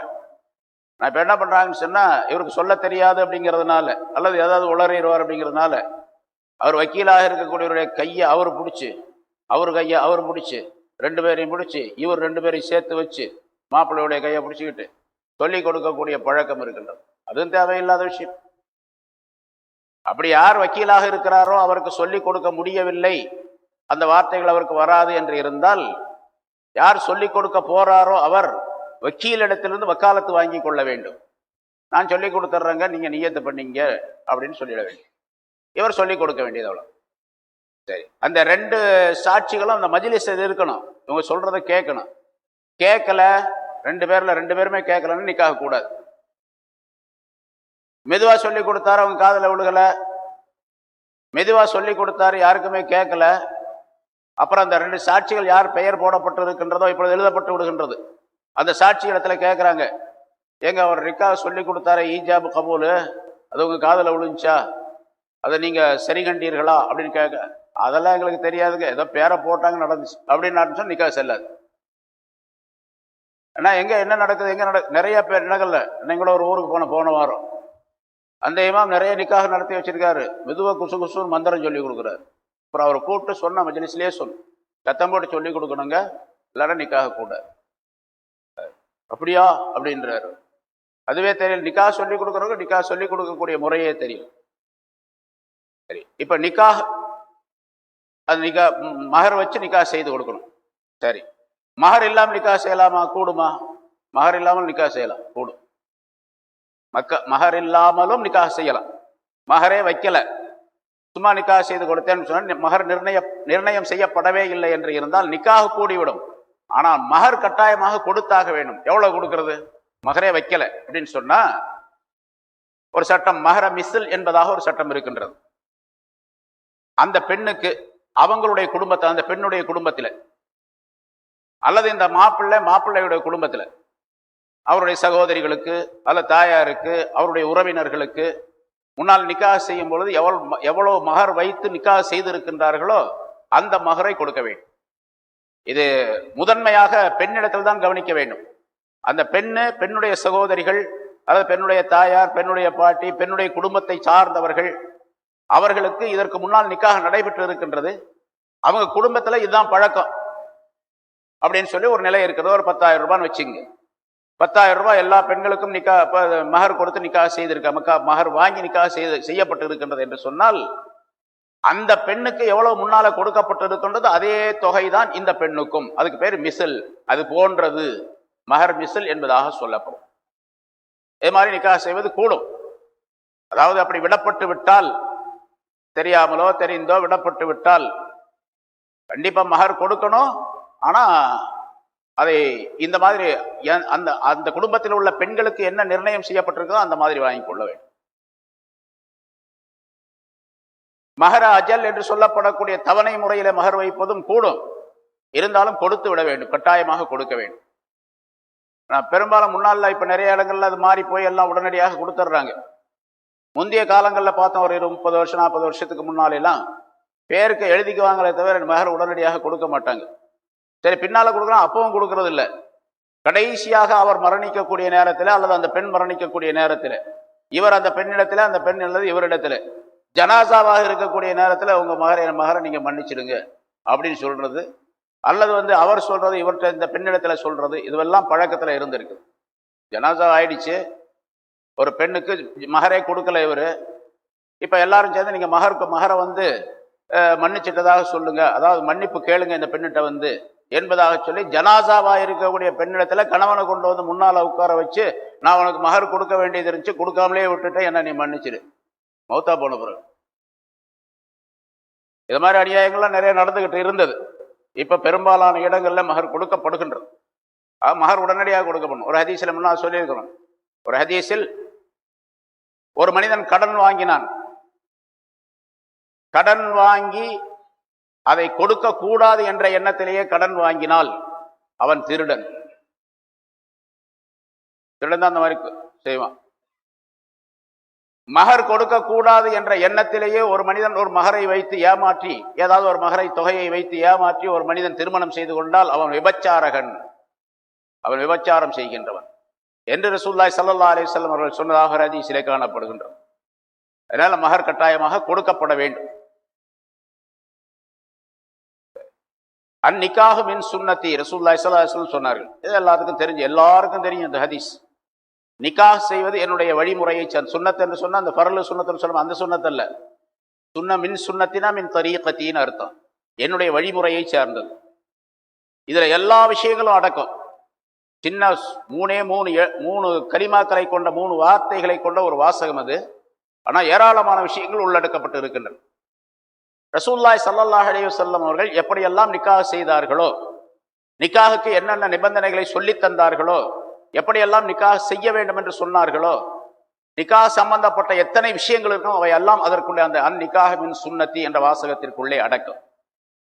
நிக்காஹுக்காக வேண்டி பெண் பார்ப்பது அது நிறைய சொல்லியிருக்கிறோம், எப்படி பெண் பார்க்க வேண்டும் அப்படின்னு சொல்லி 4 வகையான பெண்களை ரசூலுல்லாஹி ஸல்லல்லாஹு அலைஹி வஸல்லம் சொல்லி தீனுடைய பெண்ணை திருமணம் செய்து கொள்ள வேண்டும் என்பதாக வற்புறுத்தி சொல்லுகின்றார்கள். அதுலதான் உனக்கு வெற்றி இருக்கின்றது என்பதாக. அழகுக்காக வேண்டி திருமணம் செய்தால் அந்த அழகை அந்த பெண்ணை கெடுத்துவிடும். பொருளுக்காக வேண்டிய ஒரு பெண்ணை திருமணம் செய்தால் அந்த பெண் இந்த ஆணை மிகைக்கக்கூடிய சூழ்நிலை ஏற்பட்டுவிடும்.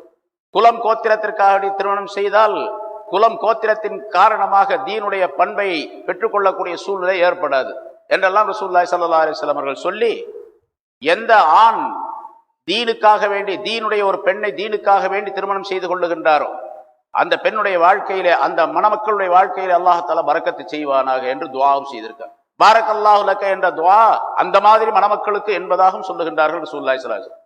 முன்னால் சென்ற வாரம் ஒரு ஹதீஸ் சொல்லப்பட்டது அது சம்பந்தமாக. ஆக திருமணத்திற்கு பெண் பார்ப்பது, மாப்பிள்ளை பார்ப்பது, அப்புறம் திருமண நிகழ்ச்சிகள், ஏராளமான ஹராமான காரியங்கள் நிகழ்கின்றன. கிட்டத்தட்ட அன்னைக்கு நான் கணக்கு போட்டு பார்த்தோம், 46 விதமான ஹராமான காரியங்கள் ஒரு திருமணத்தை நடத்துவதற்காக செய்கின்றார். 48 விதமான ஹராம்கள் நிகழ்கின்றன. மாப்பிள்ளை வர்றாரு, முகத்தை சுத்தமா சிரைச்சிட்டு வர்றாரு, வழுன்னு அன்னிக்காக மின் சுன்னத்தி நீங்க துவா ஓதுறாங்க, பாரக்கல்லாஹு லக்க என்று சொல்றாங்க. அங்க ஹராமான நிலையில வந்து உட்கார்றாரு. ஒரு சுண்ணத்தை நிறைவேற்றுவதற்காக ஹராமை செய்துவிட்டு சுண்ணத்தை செய்யக்கூடிய சூழ்நிலையிலே அவர் வந்து உட்காருகின்றார். என்ன சில இடங்கள்ல பார்க்கணும், சில கிராமங்கள்ல தங்கம் செயின்கள், தங்க மோதிரங்கள் போட்டு இருக்கிறார். போன வாரம் அவர் நிக்காவுக்கு போயிருந்தேன், பார்க்கல, கவனிக்கவே இல்லைனா. அவர் துவா செய்யறதுக்கு துவா செய்யும் பொழுது கையை தூக்குறாரு, 10 விரல்ல 8 விரல்ல மோதிரம் போட்டிருக்காரு. 8 மோதிரம் போட்டிருந்தாரு. முதல்ல பார்க்காம போட்டாச்சு, நிக்கா முடிஞ்சு போச்சு, ஈஜா கோல் முடிஞ்சு போச்சு, குத்வா ஓஜையாச்சு. துவா ஓதக்கூடிய நேரத்தில் இந்த மாதிரி உள்ள கோல் அலங்கோலம். இதற்கு அது சம்பந்தமாகவே பயானம் செஞ்சோம், ஹராம செஞ்சு கல்யாணம் பண்ணாதீங்க அப்படின்னு சொல்லிட்டு. ஆனாலும் செய்யறாங்க. அன்னிக்காக மின் சுன்னத்தி என்பதற்குள்ளே இதெல்லாம் அடக்கம். சுன்னத் அப்படின்னு சொன்னா ரசூலுல்லாஹி ஸல்லல்லாஹு அலைஹி வஸல்லம் எந்த வழிமுறையை நிக்காஹ்க்கு சொல்லி தந்தார்களோ அதுவெல்லாம் இருக்க வேண்டும் அதுல. சரி, அதே மாதிரி ஹுத்பா ஓதுவது. ரசூலுல்லாஹி ஸல்லல்லாஹு அலைஹி வஸல்லம் அவர்கள் அழகான 3 ஆயத்துகளை கொண்டு ஹுத்பாவை நிகழ்த்தி இருக்கின்றார்கள். அந்த 3 ஆயத்துகளும் இந்த மணமக்கள் எப்படி வாழ வேண்டும் என்பதற்கு வழிகாட்டியாக அமைந்திருக்கின்றன. 3 ஆயத்துகளும் தக்வா உடையது. யா அய்யுஹன்னாஸ் உத்தகு, மனிதர்களை நீங்கள் அல்லாஹ்வை பயந்து கொள்ளுங்கள். உத்தகு ரப்பக்கு, உங்களுடைய ரப்பை நீங்கள் பயந்து கொள்ளுங்கள். எப்படிப்பட்ட ரப்பு? ஒரு ஆண் ஒரு பெண்ணிலிருந்து அவன் தான் உங்களை படைத்தான். அந்த ரப்பை பயந்து கொள்ளுங்கள். பின்னால நீங்க திருமணம் செய்த பின்னால உறவு முறை என்பது பெருக போகின்றது 2 பேத்துக்கு மத்தியில. அல்லதி தஸாஅலூன பிஹி வல் அர்ஹாம், அந்த அல்லாஹ்வின் பெயரால் தான் நீங்கள் உறவு முறைகளை ஒருவருக்கு ஒருவர் கேட்டுக்கொள்ளுகின்றீர்கள், சொல்லிக் கொள்ளுகிறீர்கள். இவர் என் மாமா, இவர் மச்சான், இவர் அண்ணன் தம்பி என்பதாக சொல்லி உறவு முறைகளை கொண்டாடி கொள்ளுகிறீர்கள். அப்படிப்பட்ட ரப்பை நீங்கள் பயந்து கொள்ளுங்கள் என்று ஆரம்பித்து சொல்லக்கூடிய அற்புதமான ஒரு ஆயத். இரண்டாவது, யா அய்யுஹல்லதீன ஆமனு தக்குல்லாஹ ஹக்க துகாத்திஹி, அல்லாஹ்வை பயப்படும் முறையாக நீங்கள் பயந்து கொள்ளுங்கள் ஈமான் கொண்டவர்களே. முதல்ல பொதுவாக உலக மக்கள் அனைவருக்கும் அறைகோள் விடுத்து அல்லாஹ் தஆலா சொல்லுகின்றான், யா அய்யுஹன்னாஸ், மனிதர்களே என்று கூப்பிட்டு. இப்ப மூமின்களே என்று கூப்பிட்டு சொல்லுகின்றான். இது இவர்களுக்கு யார் திருமணம் செய்து கொண்டிருக்கின்றார்களோ அவர்களை, செய்ய போகிறார்களோ அவர்கள். வலா தமூதுன்ன இல்லா வ அன்தும் முஸ்லிமூன், ரசூலுல்லாஹி ஸல்லல்லாஹு அலைஹி வஸல்லம் சொல்லி கொடுத்த ஹதீஸுடைய வாசகம் இது, குர்ஆனுடைய வாசகம். குத்பாவில் இதை ஓத வேண்டும் என்று சொல்லி தந்தார்கள். வலா தமூதுன்ன இல்லா வ அன்தும் முஸ்லிமூன், நீங்கள் திருமணம் செய்து கொள்ளுகின்றீர்கள், திருமணம் செய்து கொண்டு உங்களுடைய வாழ்க்கையில நீங்கள் முஸ்லிம்களாகவே வாழ வேண்டும். இஸ்லாம் என்ன சொல்லுகின்றதோ அதன்படியே வாழ வேண்டும். கடைசியாக நீங்கள் மரணிக்கும் பொழுது முஸ்லிம்களாக இருக்க வேண்டும் என்று அந்த ஆயத்தை தெரிவிக்கின்றது. 3வது ஆயத்து, இடையில வாழ்க்கையில் ஏற்படக்கூடிய பிரச்சனைகளை சரி செய்ய வேண்டும் என்பதையும் அல்லாஹ் தஆலா சொல்லுகின்றான். அதை சொல்லி தருகின்றார்கள். யா அய்யுஹல்லதீன ஆமனு தக்குல்லாஹ வ கூலு கௌலன் சதீதா, ஈமான் கொண்டவர்களே நீங்கள் அல்லாஹ்வை பயந்து கொள்ளுங்கள், பேசும் பொழுது மெல்லினமாக, மிருதுவாக, நளினமாக பேசுங்கள். இந்த 2 பேத்துக்கும் ரொம்ப தேவையான விஷயம் இல்லையா? ஒருவருக்கு ஒருவர் இந்த விட்டு கொடுப்பதுன்னு சொல்லுவாங்க, அனுசரிச்சு போவதும் அட்ஜஸ்ட் பண்ணி போவதுன்னு சொல்லுவாங்க. அதெல்லாம் கிடையாது. பேசுறதே நளினமாக பேசணும். அப்ப அட்ஜஸ்ட் எல்லாம் பண்ண வேண்டிய அவசியமே இல்லை, விட்டு கொடுக்க வேண்டிய முறையும் கிடையாது, அது வரவும் வராது. இங்க நளினமாக பேசுவது, கூலு கௌலன் சதீதா, மெதுவாக, நளினமாக, மிருதுவாக பேசுங்கள். கணவன் எப்படி பேச வேண்டும், மனைவி எப்படி கணவனிடத்தில் பேச வேண்டும் என்ற சட்டங்கள் எல்லாம் இருக்கின்றன. ரசூலுல்லாஹி ஸல்லல்லாஹு அலைஹி வஸல்லம் நிறைய சொல்லி தருகின்றார். அப்படி பேச, அதுக்கு பேர் தான் கூலு கௌலன் சதீதா என்று சொல்லப்படும். அப்படி நீங்க பேசினா என்னாங்க, யுஸ்லிஹுலக்கும் அஅமாலுக்கும், உங்களுடைய வேலைகளை எல்லாம், உங்களுடைய காரியங்களை அல்லாஹ் தஆலா சீராக்கி தருவார். உங்களுடைய குடும்ப வாழ்க்கையிலே சீரான சிறப்பான முறைகள் ஏற்படும். வயக்ஃபிர் லக்கும் துனூபக்கும், பிறகு நீங்க செய்ய பாவங்களை கூட மன்னிச்சிருவான் அல்லாஹ் என்று அல்லாஹ் தஆலா அந்த ஆயத்தில் 3 அந்த 3 ஆயத்தை ஹுத்பாவிலே ஓத வேண்டும் என்று அல்லாஹ் தஆலா சொல்லி காட்டுகின்றான். சொல்லி கொண்டிருக்கின்றார்கள், ஓதி கொண்டிருக்கின்றார்கள், ஹுத்பா படிக்கின்றார்கள். ஆனா அர்த்தமும் தெரியாது, கருத்தும் தெரியாது, விளங்குறதும் இல்லை, அது செயல்படுத்துறதும் கிடையாது. நிக்காஹ் எப்படி இருக்கும்? அதையும் நிக்காஹுடைய மஜ்லிஸ்ல இதை சொல்லும் போது அபசகுணமாக இதை சொல்லுகிறார் என்று சொல்லக்கூடியவர்களும் உண்டு. அபசகுணம் சொல், நம்மளோட நல்ல குணம் அபசகுணம்லாம் கிடையாது, சட்டங்களை சொல்றது. மலேசியாவில் நான் ஒரு மலேசியா குடும்பத்துடைய நிக்காவுக்கு போயிருந்தேன். காசி, அரசாங்க அனுமதி பெற்ற காசி தான் நிக்காஹ் செய்து வைக்க முடியும். எல்லா ஆலிம் சாக்களும் போய் நிக்காஹ் செய்ய முடியாது. அவர் அரசாங்க முத்திரை பதித்த ஒரு ஏடு வைத்திருப்பார். அவரிடத்தில் அடையாள காரணம் இருக்கும், அதை வைத்துத்தான் நிக்காஹ் செய்ய வேண்டும். அவர் வந்து மஜ்லிஸ்ல உட்கார்றார், மலாய்க்காரரு, காசியா இருக்கிறவரு. முதல்ல மாப்பிள்ளையை கூப்பிடுறாரு, மாப்பிள்ளைக்குள்ள உபதேசங்கள்லாம் செய்யறார். நீங்க திருமணம் செய்து கொண்டால் மனைவி இடத்துல மனைவிக்கு என்னென்ன கடமைகளை செய்ய வேண்டும் அப்படின்லாம் நிறைய சொல்லி காட்டுற. என்னென்ன செய்ய வைதா தாய்ம்த ரசூலுல்லாஹி ஸல்லல்லாஹு அலைஹி வஸல்லம் சொன்னாங்க, நீ உணவு சாப்பிட்டால் அந்த பெண்ணுக்கும் அதே மாதிரி உணவை கொடுப்பாயாக, நீ உடை அணிந்தால் அதே மாதிரி உடையை நீ அவளுக்கு கொடுப்பாயாக என்றெல்லாம் ரசூலுல்லாஹி ஸல்லல்லாஹு அலைஹி வஸல்லம் சொல்லுகின்றார். அந்த பெண்ணிடத்திலே நீ நளினமாக நடந்து கொள்ள வேண்டும், அந்த பெண்ணை முகத்திலே அடிக்க கூடாது, அந்த பெண்ணை வெறுப்பதாக இருந்தால் வெளியே வெறுக்கக்கூடாது, வீட்டுக்குள்ளே அது இருக்க வேண்டும் என்றெல்லாம் ரசூலுல்லாஹி ஸல்லல்லாஹு அலைஹி வஸல்லம் சொல்லக்கூடிய அந்த ஹதீஸ்களை சொல்லிக் கொடுக்கின்றார். அவர் அதை கேட்டு சரி போங்க போய் உட்காரு. அப்புறம் பொண்ணை கூப்பிடுறார். அங்க மஜ்லிஸ்ல பொண்ணு இந்த பெண்ணு விட்டார் அந்த பக்கம், ஆண் விட்டார் இந்த பக்கம் உட்கார்ந்துருவாங்க. பெண்கள்லாம் மஜ்லிஸுக்கு வரக்கூடிய பழக்கம் அந்த நாட்டில் இருக்கு. அந்த பெண் அப்படியே முக்காடு போட்டு வந்து உட்காரும்.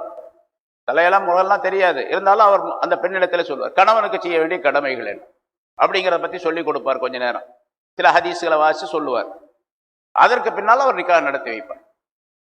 இந்த மாதிரி முறையை கையாள வேண்டும். பொதுவாகவே சட்டம் அடிக்கடி சொல்லியிருக்கிறோம். தலபுல் இல்மி ஃபரீலா, இல்மை கற்றுக்கொள்வது ஃபர்ல் அப்படின்னு சொன்னா எந்த விஷயத்தை செய்ய போகின்றோமோ அது சம்பந்தப்பட்ட வேலைகளை கற்றுக்கொள்வது ஃபர்ல்.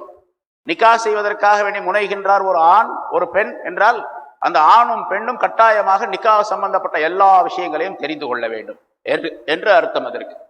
சரி, அந்நிக்காஹ் மின் சுன்னதி என்ற இந்த வாசகத்திற்குள்ளே எல்லாமே அடக்கம். பிறகு ரசூலுல்லாஹி ஸல்லல்லாஹு அலைஹி வஸல்லம் அவர்கள் நிக்காஹ் சம்பந்தமாக பல விஷயங்களை சொல்லுகின்றார்கள். குறிப்பாக பெண்களுக்கு அதிகமான உபதேசங்கள், இதுல ஆணுக்கும் பெண்ணுக்கும் உபதேசங்கள் இருக்கின்றன. பெண்ணுக்கு அதிகமான உபதேசங்களை ரசூலுல்லாஹி ஸல்லல்லாஹு அலைஹி வஸல்லம் சொல்லுகின்றார். ஏனென்றால் பெரும்பாலும் பெண்களின் மூலமாகத்தான் இந்த விபரீதங்கள், தீய நிலைகள், குடும்பத்தில் பிரச்சனைகள் ஏற்படுவது பெண்களின் காரணமாக ஏற்படுகின்றன. அதனால் பெண்களுக்கு அதிகமான உபதேசத்தை செய்கின்றார்கள். பெண் அதாவது மனைவி கணவனுக்கு கட்டுப்பட்டு நடக்கக்கூடிய அந்த நிலையை ரசூலுல்லாஹி ஸல்லல்லாஹு அலைஹி வஸல்லம் சொல்லும் பொழுது அதற்கு பெயர் இதாத் என்ற வார்த்தையை பயன்படுத்துகின்றார்கள். கட்டுப்பட்டு நடக்குதல், வழிபட்டு நடக்குதல் என்பதாக. இந்த வார்த்தை அல்லாஹ்வுக்கும் ரசூலுக்கும் கட்டுப்பட்டு நடக்க வேண்டும் என்பதை அல்லாஹ் தஆலா குர்ஆனிலே சொல்லுகின்றான். அத்தியல்லாஹு வ அத்தியர் ரசூல். இதாத் என்ற அந்த வார்த்தை அல்லாஹ்வுக்கு கட்டுப்படுவது, அதாவது அல்லாஹ்வை வணங்குவது. ரசூலுல்லாஹி ஸல்லல்லாஹு அலைஹி வஸல்லம் எதை சொன்னார்களோ அதையெல்லாம் கேட்பதற்கு பெயர் இதாத் என்பதாக சொல்லப்படும். அதே வார்த்தையை மனைவிக்கு ரசூலுல்லாஹி ஸல்லல்லாஹு அலைஹி வஸல்லம் சொல்லி காட்டுகின்றார்கள். கணவனுக்கு மனைவி கட்டுப்பட வேண்டும். இதா அமரஹா அதாஅத்துஹு, அவன் அவளுக்கு கட்டளையிட்டால் அதை கீழ்ப்படிந்து செய்வாள். ஏன் எதற்கு என்ற கேள்விகள் எல்லாம் கேட்க மாட்டாள் என்ற கருத்திலே ரசூலுல்லாஹி ஸல்லல்லாஹு அலைஹி வஸல்லம் சொல்லு. எப்படி அல்லாஹ் சொன்னா லோருக்கு 4 ரக்காத்துன்னு தொழு சொன்னா ஏன் 4 தொழுவணும் அப்படின்னு யாரும் கேட்க மாட்டாங்க. கேட்டா அவர் மூமினாக இருக்க முடியாது. அதே போல் ரசூலுல்லாஹி ஸல்லல்லாஹு அலைஹி வஸல்லம் விஷயத்தை சொல்றாங்க, ஏன் அதை செய்யணும் அப்படின்னு கேட்கக்கூடாது. ரசூல் ஸல்லல்லாஹு அலைஹி வஸல்லம் சொன்னார்கள் என்று முடிவு செய்யப்பட்டால் உடனடியாக அதை செய்ய வேண்டும். அல்லாஹ் குர்ஆன்ல அதை தெளிவுபடுத்துகின்றான். மூமின்களுக்கு சொல்லப்பட்டால் மூமின்களுக்கு எந்த அதிகாரம் கிடையாது, அவர்களுக்கு எந்த உரிமையும் கிடையாது ஏன் எதற்கு என்று கேட்பதற்கு. அதே போன்றுதான் கணவன் சொன்னால் மனைவி ஏன் எதற்கு என்று கேட்கக்கூடாது என்ற கருத்திலே இதா அமரஹா அதாஅத்துஹு என்ற வார்த்தையை ரசூலுல்லாஹி ஸல்லல்லாஹு அலைஹி வஸல்லம் சொல்லி காட்டுகின்றார். அதே போன்று கணவன் எதை கொடுக்கின்றாரோ அதை பெற்று மகிழ்ச்சியோடு வாழக்கூடிய சூழ்நிலையை பெண்கள் உருவாக்கி கொள்ள வேண்டும். அதுவும் அந்நிக்காஹ் மின் சுன்னதி என்ற வாசகத்திற்குள்ளே அடக்கும்.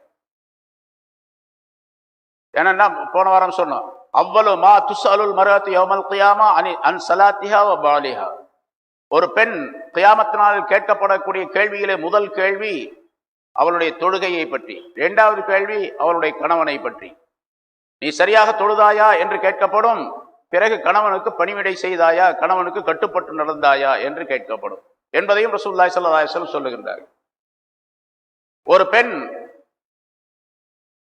கணவனுடன் வாழ்ந்து கணவன் திருப்தி கொண்டிருக்கக்கூடிய நிலையிலே அவள் இறந்துவிட்டால் அவர் சொர்க்கம் செல்லுவாள் என்று ரசூலுல்லாஹி ஸல்லல்லாஹு அலைஹி வஸல்லம் சொல்லுகின்றார்.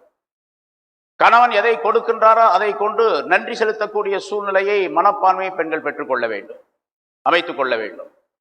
நன்றி இல்லாத பெண் அல்லாஹுடைய திருப்திக்கும் உரியவளாக ஆக மாட்டாள். லா யன்துருல்லாஹு இலா இம்ராத்தின் லா தஷ்குரு ஜௌஜஹா. தன்னுடைய கணவனுக்கு நன்றி செலுத்தாத பெண்ணை அல்லாஹ் தஆலா ஏறிட்டும் பார்க்க மாட்டான், அதாவது அருள் செய்ய மாட்டான் என்பதாக அர்த்தம். நிறைய ஹதீஸ்கள் சொல்லப்பட்டு இருக்கின்றன. ஆனால் பெண்களுடைய நிலை என்னவென்று சொன்னால், எவ்வளவு கொடுத்தாலும் இல்லை அல்லது குறைவாக இருக்கின்றது என்று சொல்லக்கூடிய பழக்கம் இருக்கின்றது. அதை தவிர்த்துக் கொள்ள வேண்டும் என்பதற்காக ரசூலுல்லாஹி ஸல்லல்லாஹு அலைஹி வஸல்லம் சொன்னார். இதா காலத்தில் மரஅத்துல் ஸௌஜிஹா மா ரஅய்து மின்க கைரன் கத் ஹபித அமலுஹா. ஒரு பெண் தன்னுடைய கணவனை பார்த்து இப்படி சொல்லுகின்றால், உன்னிடத்திலிருந்து எந்த நன்மையுமே நான் பெற்றுக்கொள்ளவில்லை என்று சொன்னால் அவருடைய அமலெல்லாம் அழிந்து போகும், எல்லா அமலும் அழிந்துவிடும். ஆனா பெண்களுடைய நிலை என்ன? லவ் அஹ்ஸன்த இலா யஹதாகுன்ன தஹரன் சும்ம ரஅத் மின்க ஷைஆ காலத் மா ரஅய்து மின்க கைரன் கத். பெண் இப்படி சொல்லுவாள். பெரும்பாலான பெண்களை நாம பார்க்கணும், காலம் முழுவதும் ஒரு 50 வருஷம் 60 வருஷம் ஆச்சு கல்யாணம் பண்ணி, 60 வருஷமா இவன் அவளுக்கு கொடுத்து கொண்டே இருக்கின்றான், தேவையானவற்றை எல்லாம் செய்து கொண்டே இருக்கின்றான். என்ன இலா யஹதாகுன்ன தஹரன், நீண்ட காலம். அந்த பெண்களிலே யாராவது ஒரு பெண்ணுக்கு நீ உபகாரம் செய்தாலும், சும்ம ரஅத் மின்க ஷைஆ, உன்னிடத்திலிருந்து ஏதாவது ஒரு அதிருப்தியான ஒரு விஷயத்தை கண்டுவிட்டால், காலத் மா ரஅய்து மின்க ஷைஅன் கைரன் கத், இதுவரைக்கும் உன்னிடத்தில் எந்த நன்மையுமே நான் காணவே இல்லை என்று சொல்லிவிடுவான். 60 வருஷம் கொடுத்திருப்பான், 61வது வருஷத்துல ஏதாவது அவளுடைய மனதுக்கு திருப்தி இல்லாத ஒரு விஷயத்தை பார்த்து விட்டால், 60 வருஷம் ஆச்சு உன்ட்ட ஒண்ணுமே பெற்றுக்கொள்ளவில்லை அப்படின்னு சொல்லி சாதாரணமாச்சு. அதனாலதான் பெண்கள் அதிகமாக நரகத்தில் நான் கண்டேன் என்று ரசூலுல்லாஹி ஸல்லல்லாஹு அலைஹி வஸல்லம் சொன்னார்கள். ஸல்லல்லாஹு அலைஹி வஸல்லம் சொன்ன பெண்களை அதிகமாக நான் நரகத்தில் கண்டேன் என்று சொன்ன பொழுது ஒரு பெண்மணி கேட்டார், அது ஏன் யா ரசூலல்லாஹ் என்பதாக. துக்ஸ்திர்னல்லாஹ வ தக்ஃபுர்னல் அஷீர என்று ரசூலுல்லாஹி ஸல்லல்லாஹு அலைஹி வஸல்லம் 2 காரணத்தை சொன்னார்கள். நீங்கள் அதிகமாக சாபமிடுகின்றீர்கள், திட்டுகின்றீர்கள், கட்டிய கணவனுக்கு மாறு செய்கின்றீர்கள், அதனால நீங்க இந்த 2 காரணத்தால் அதிகமாக நரகத்திற்கு செல்லக்கூடிய நிலை ஏற்பட்டு விடுகின்றது என்றும் ரசூலுல்லாஹி ஸல்லல்லாஹு அலைஹி வஸல்லம் சொன்னதாக அறிவிக்கப்பட்டு இருக்கின்றது. அதனால பெண்களுக்கு நிறைய உபதேசம், அது பூராவுமே அந்நிக்காஹ் மின் சுன்னத்தி என்ற அதற்காக இது சொல்லப்படுகின்றது. அந்நிக்காஹ் மின் சுன்னத்தி என்பதற்குள்ள எல்லா விஷயமும் அடக்கும். அதனால திருமணம் செய்யக்கூடியவர்கள், ஹஜ்ரத் அப்துல்லாஹ் இப்னு மஸ்ஊத் ரலியல்லாஹு தஆலா அவர்கள் சொன்னார்கள், குர்ஆனை ஒரு தடவை குர்ஆன் ஓதி கொண்டிருந்தார்கள். குர்ஆனை ஓதி முடித்தவுடனே சப்தம் போட்டு இப்படி சொன்னார்கள், ஐனல் உஸாப், திருமணம் ஆகாத வாலிபர்கள் எல்லாம் எங்கே கொஞ்சம் கூப்பிடுங்க அவங்களை எல்லாம் அப்படின்னு சொன்னாங்க. சில பேர் வந்தாங்க அல்லது அங்க இருந்தாங்கன்னு அர்த்தம். என் பக்கத்துல கொஞ்சம் நெருங்கி வாங்கன்னு சொன்னாங்க. பிறகு நான் சொல்ற மாதிரி நீங்க சொல்லுங்க அப்படின்னு சொன்னாங்க. அல்லாஹு மர்சுக்னி இம்ராத்தன், கல்யாணம் ஆகாத திருமணம் ஆகாத வாலிபர்களிடத்திலே சொல்லி துஆ செய்ய சொல்றாங்க. இவங்க துஆ சொல்லி கொடுக்குறாங்க. அல்லாஹு மர்சுக்னி இம்ராத்தன், யா அல்லாஹ் எனக்கு ஒரு மனைவியை நீ தருவாயாக. இதா நலர்த்து இலைஹா சர்ரத்னி, நான் அவளை பார்த்தால் அவள் எனக்கு மகிழ்ச்சி ஊட்ட வேண்டும். வைதா அமர்த்துஹா அதாத்னி, நான் அவளுக்கு ஏதாவது கட்டளையிட்டால் அவள் எனக்கு கட்டுப்பட்டு நடக்க வேண்டும்.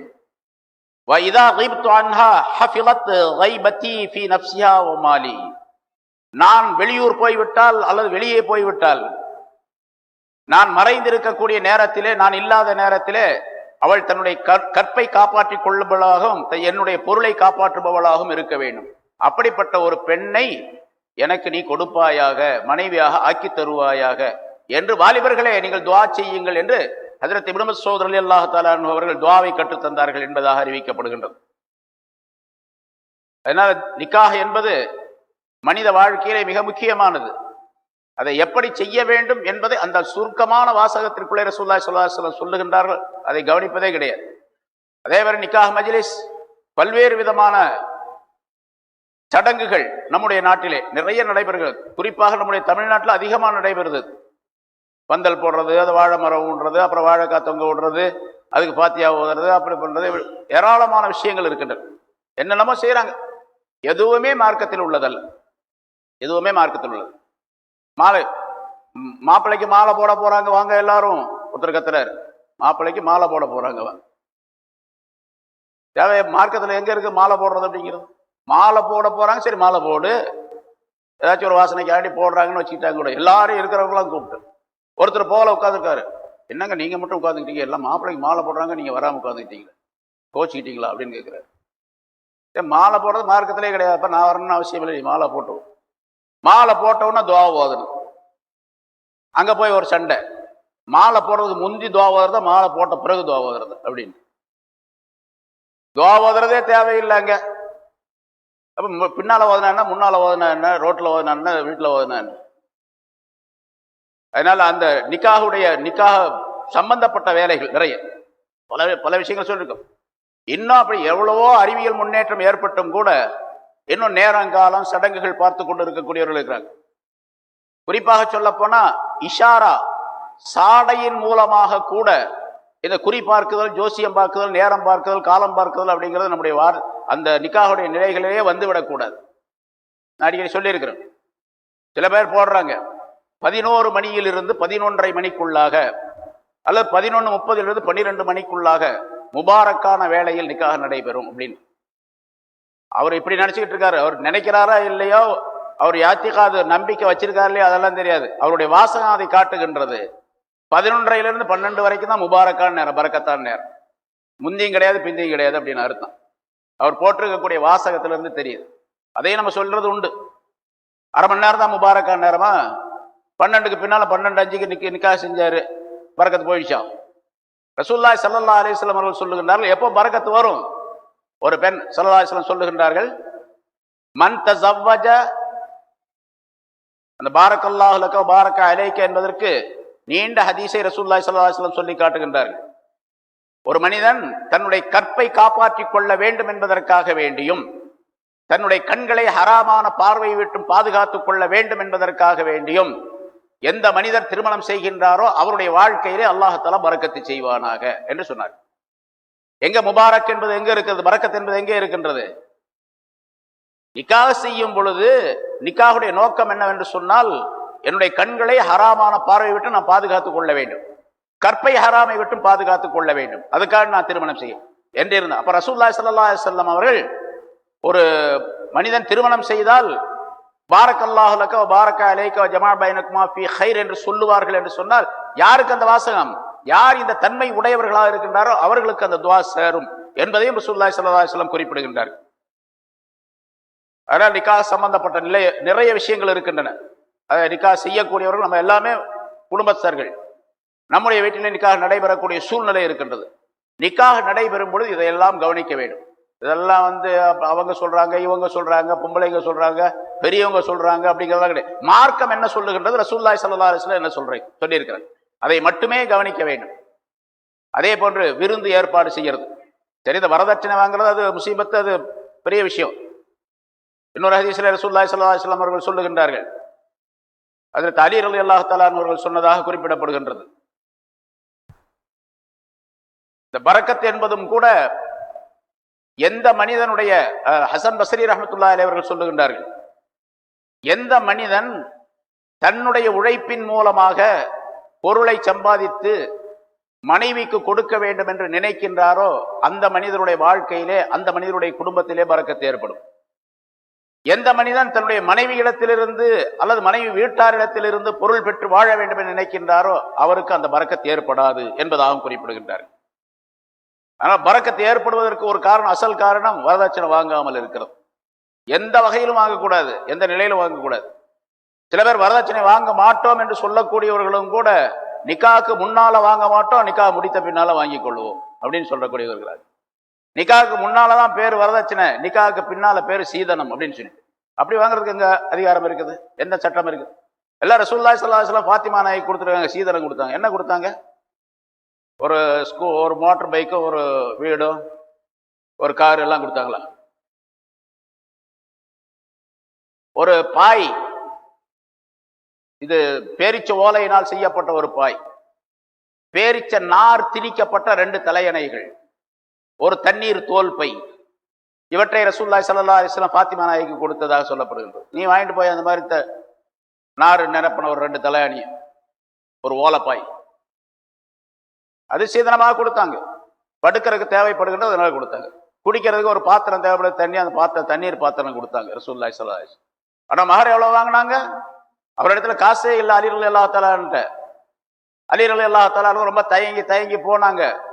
வா அலியே, என்ன விஷயம் அப்படின்னு கேட்டாங்க ரசூலுல்லாஹி ஸல்லல்லாஹு அலைஹி வஸல்லம். பேசாம நின்னாங்க, பதிலே சொல்லல. பாத்திமாவை பொண்ணு கேட்க வந்தியா? ஆமான்னு தலையாட்டினாரு.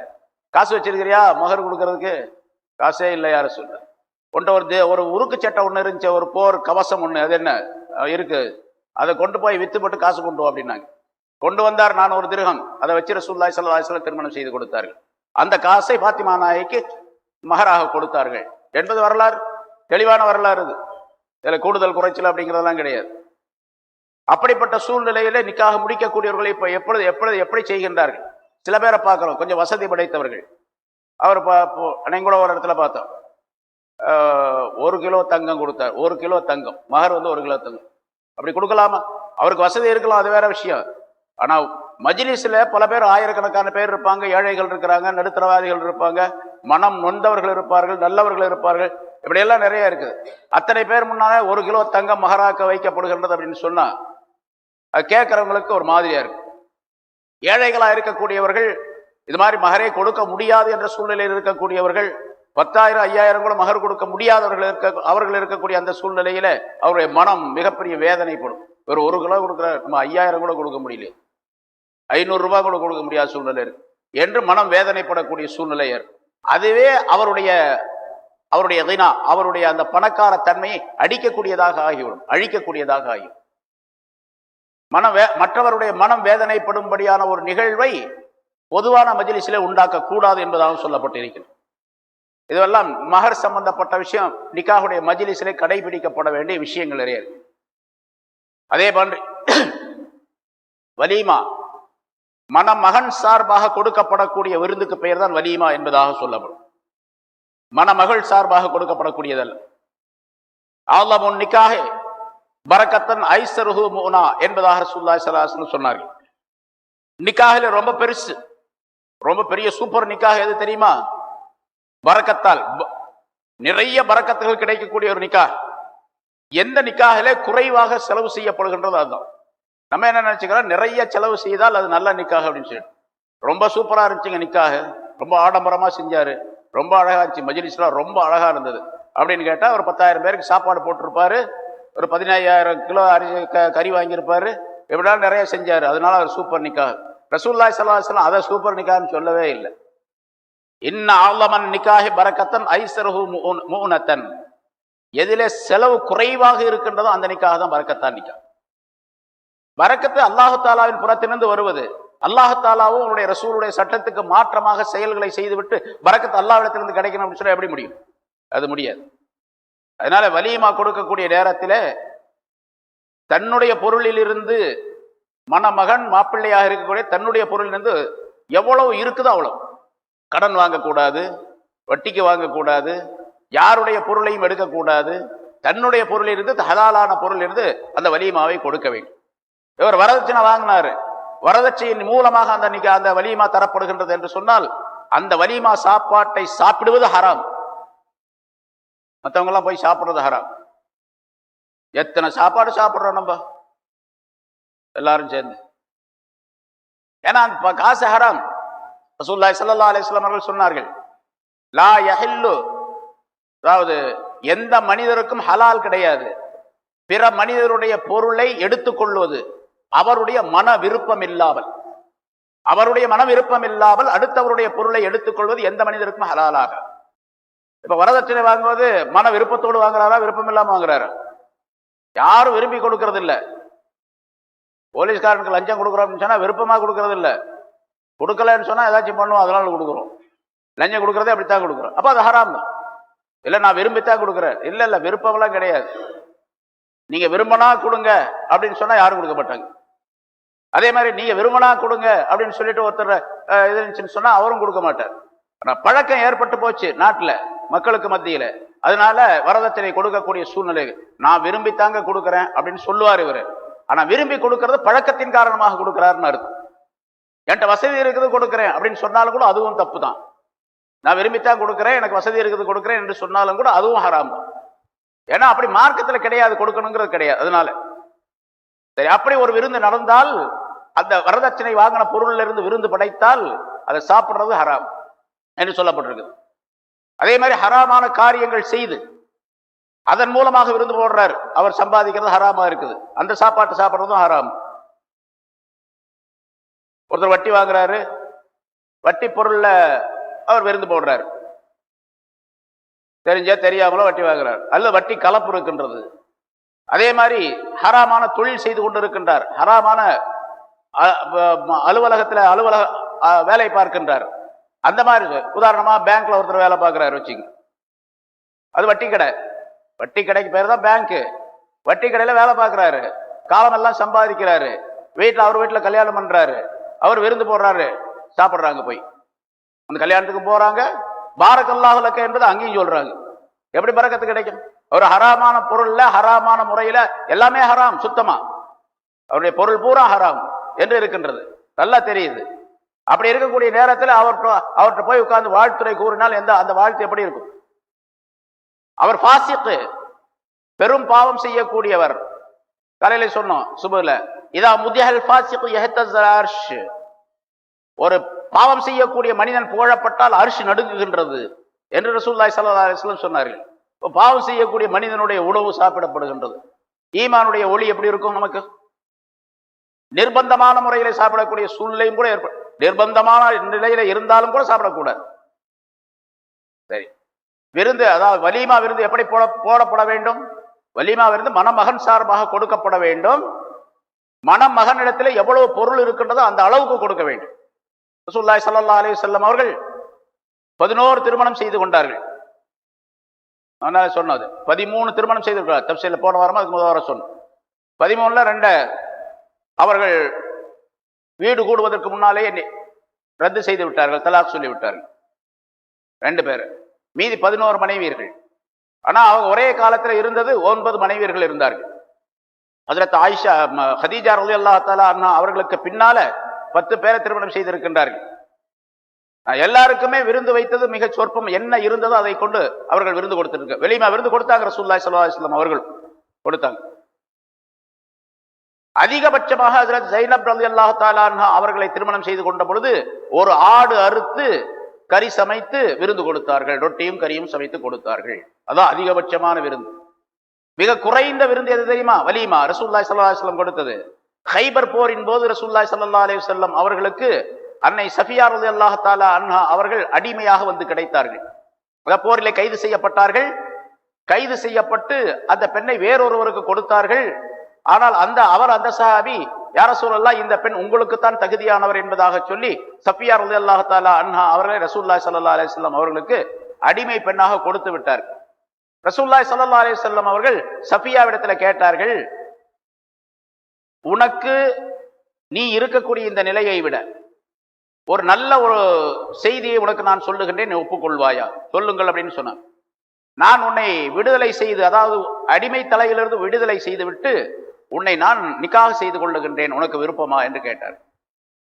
ரொம்ப சந்தோஷத்தோடு அதனை தெரியப்படுத்தினார்கள். ஆம், ஒப்புக்கொண்டார்கள் அவர்கள், ஹஜ்ரத் சஃபியா ரலியல்லாஹு தஆலா அன்ஹா அவர். ஏனென்றால் சஃபியா ரலியல்லாஹு தஆலா அன்ஹா அவர்கள் நபி ஹாரூன் அலைஹிஸ்ஸலாம் அவருடைய வம்சத்தை சேர்ந்தவர்கள். மூசா அலைஹிஸ்ஸலாத்துடைய சகோதரர் ஹாரூன் இருந்தார்களே, அவர்களுடைய வம்சத்தை சேர்ந்தவர்கள். நபிமார்களுடைய வம்சத்தை சேர்ந்த ஒரு பெண். அதனால் ரசூலுல்லாஹி ஸல்லல்லாஹு அலைஹி வஸல்லம் விதவையாக இருந்தார்கள், அடிமையாக இருந்தார்கள். அந்த விதவை தனமும் போக வேண்டும், அடிமை தலையிலிருந்து விடுதலை பெற வேண்டும், நிக்காஹ் செய்து தங்களுடைய மனைவி என்ற பெயர் உள்ளவர்களாக அவர்கள் ஆக வேண்டும் என்பதற்காக வேண்டி ஹஜ்ரத் அன்னை சஃபியா ரலியல்லாஹு தஆலா அன்ஹா அவர்களை திருமணம் செய்து கொண்டார்கள். கைபர் போர் முடிந்தது, புறப்பட்டார்கள். ஒரு மன்சிலே வந்து தங்கினார்கள். தங்கிய பொழுது ரசூலுல்லாஹி ஸல்லல்லாஹு அலைஹி வஸல்லம் அவர்கள் தங்களிடத்துல கொஞ்சம் பொருள் இருந்தது, தின்பண்டங்கள் இருந்தன, அதாவது பேரிச்சம்பழங்க, காய்ந்த திராட்சை, இது போன்ற சில பொருள்கள் இருந்தன. தாங்கள் மேலே போட்டிருந்த போர்வை எடுத்து கீழே விரித்தார்கள்.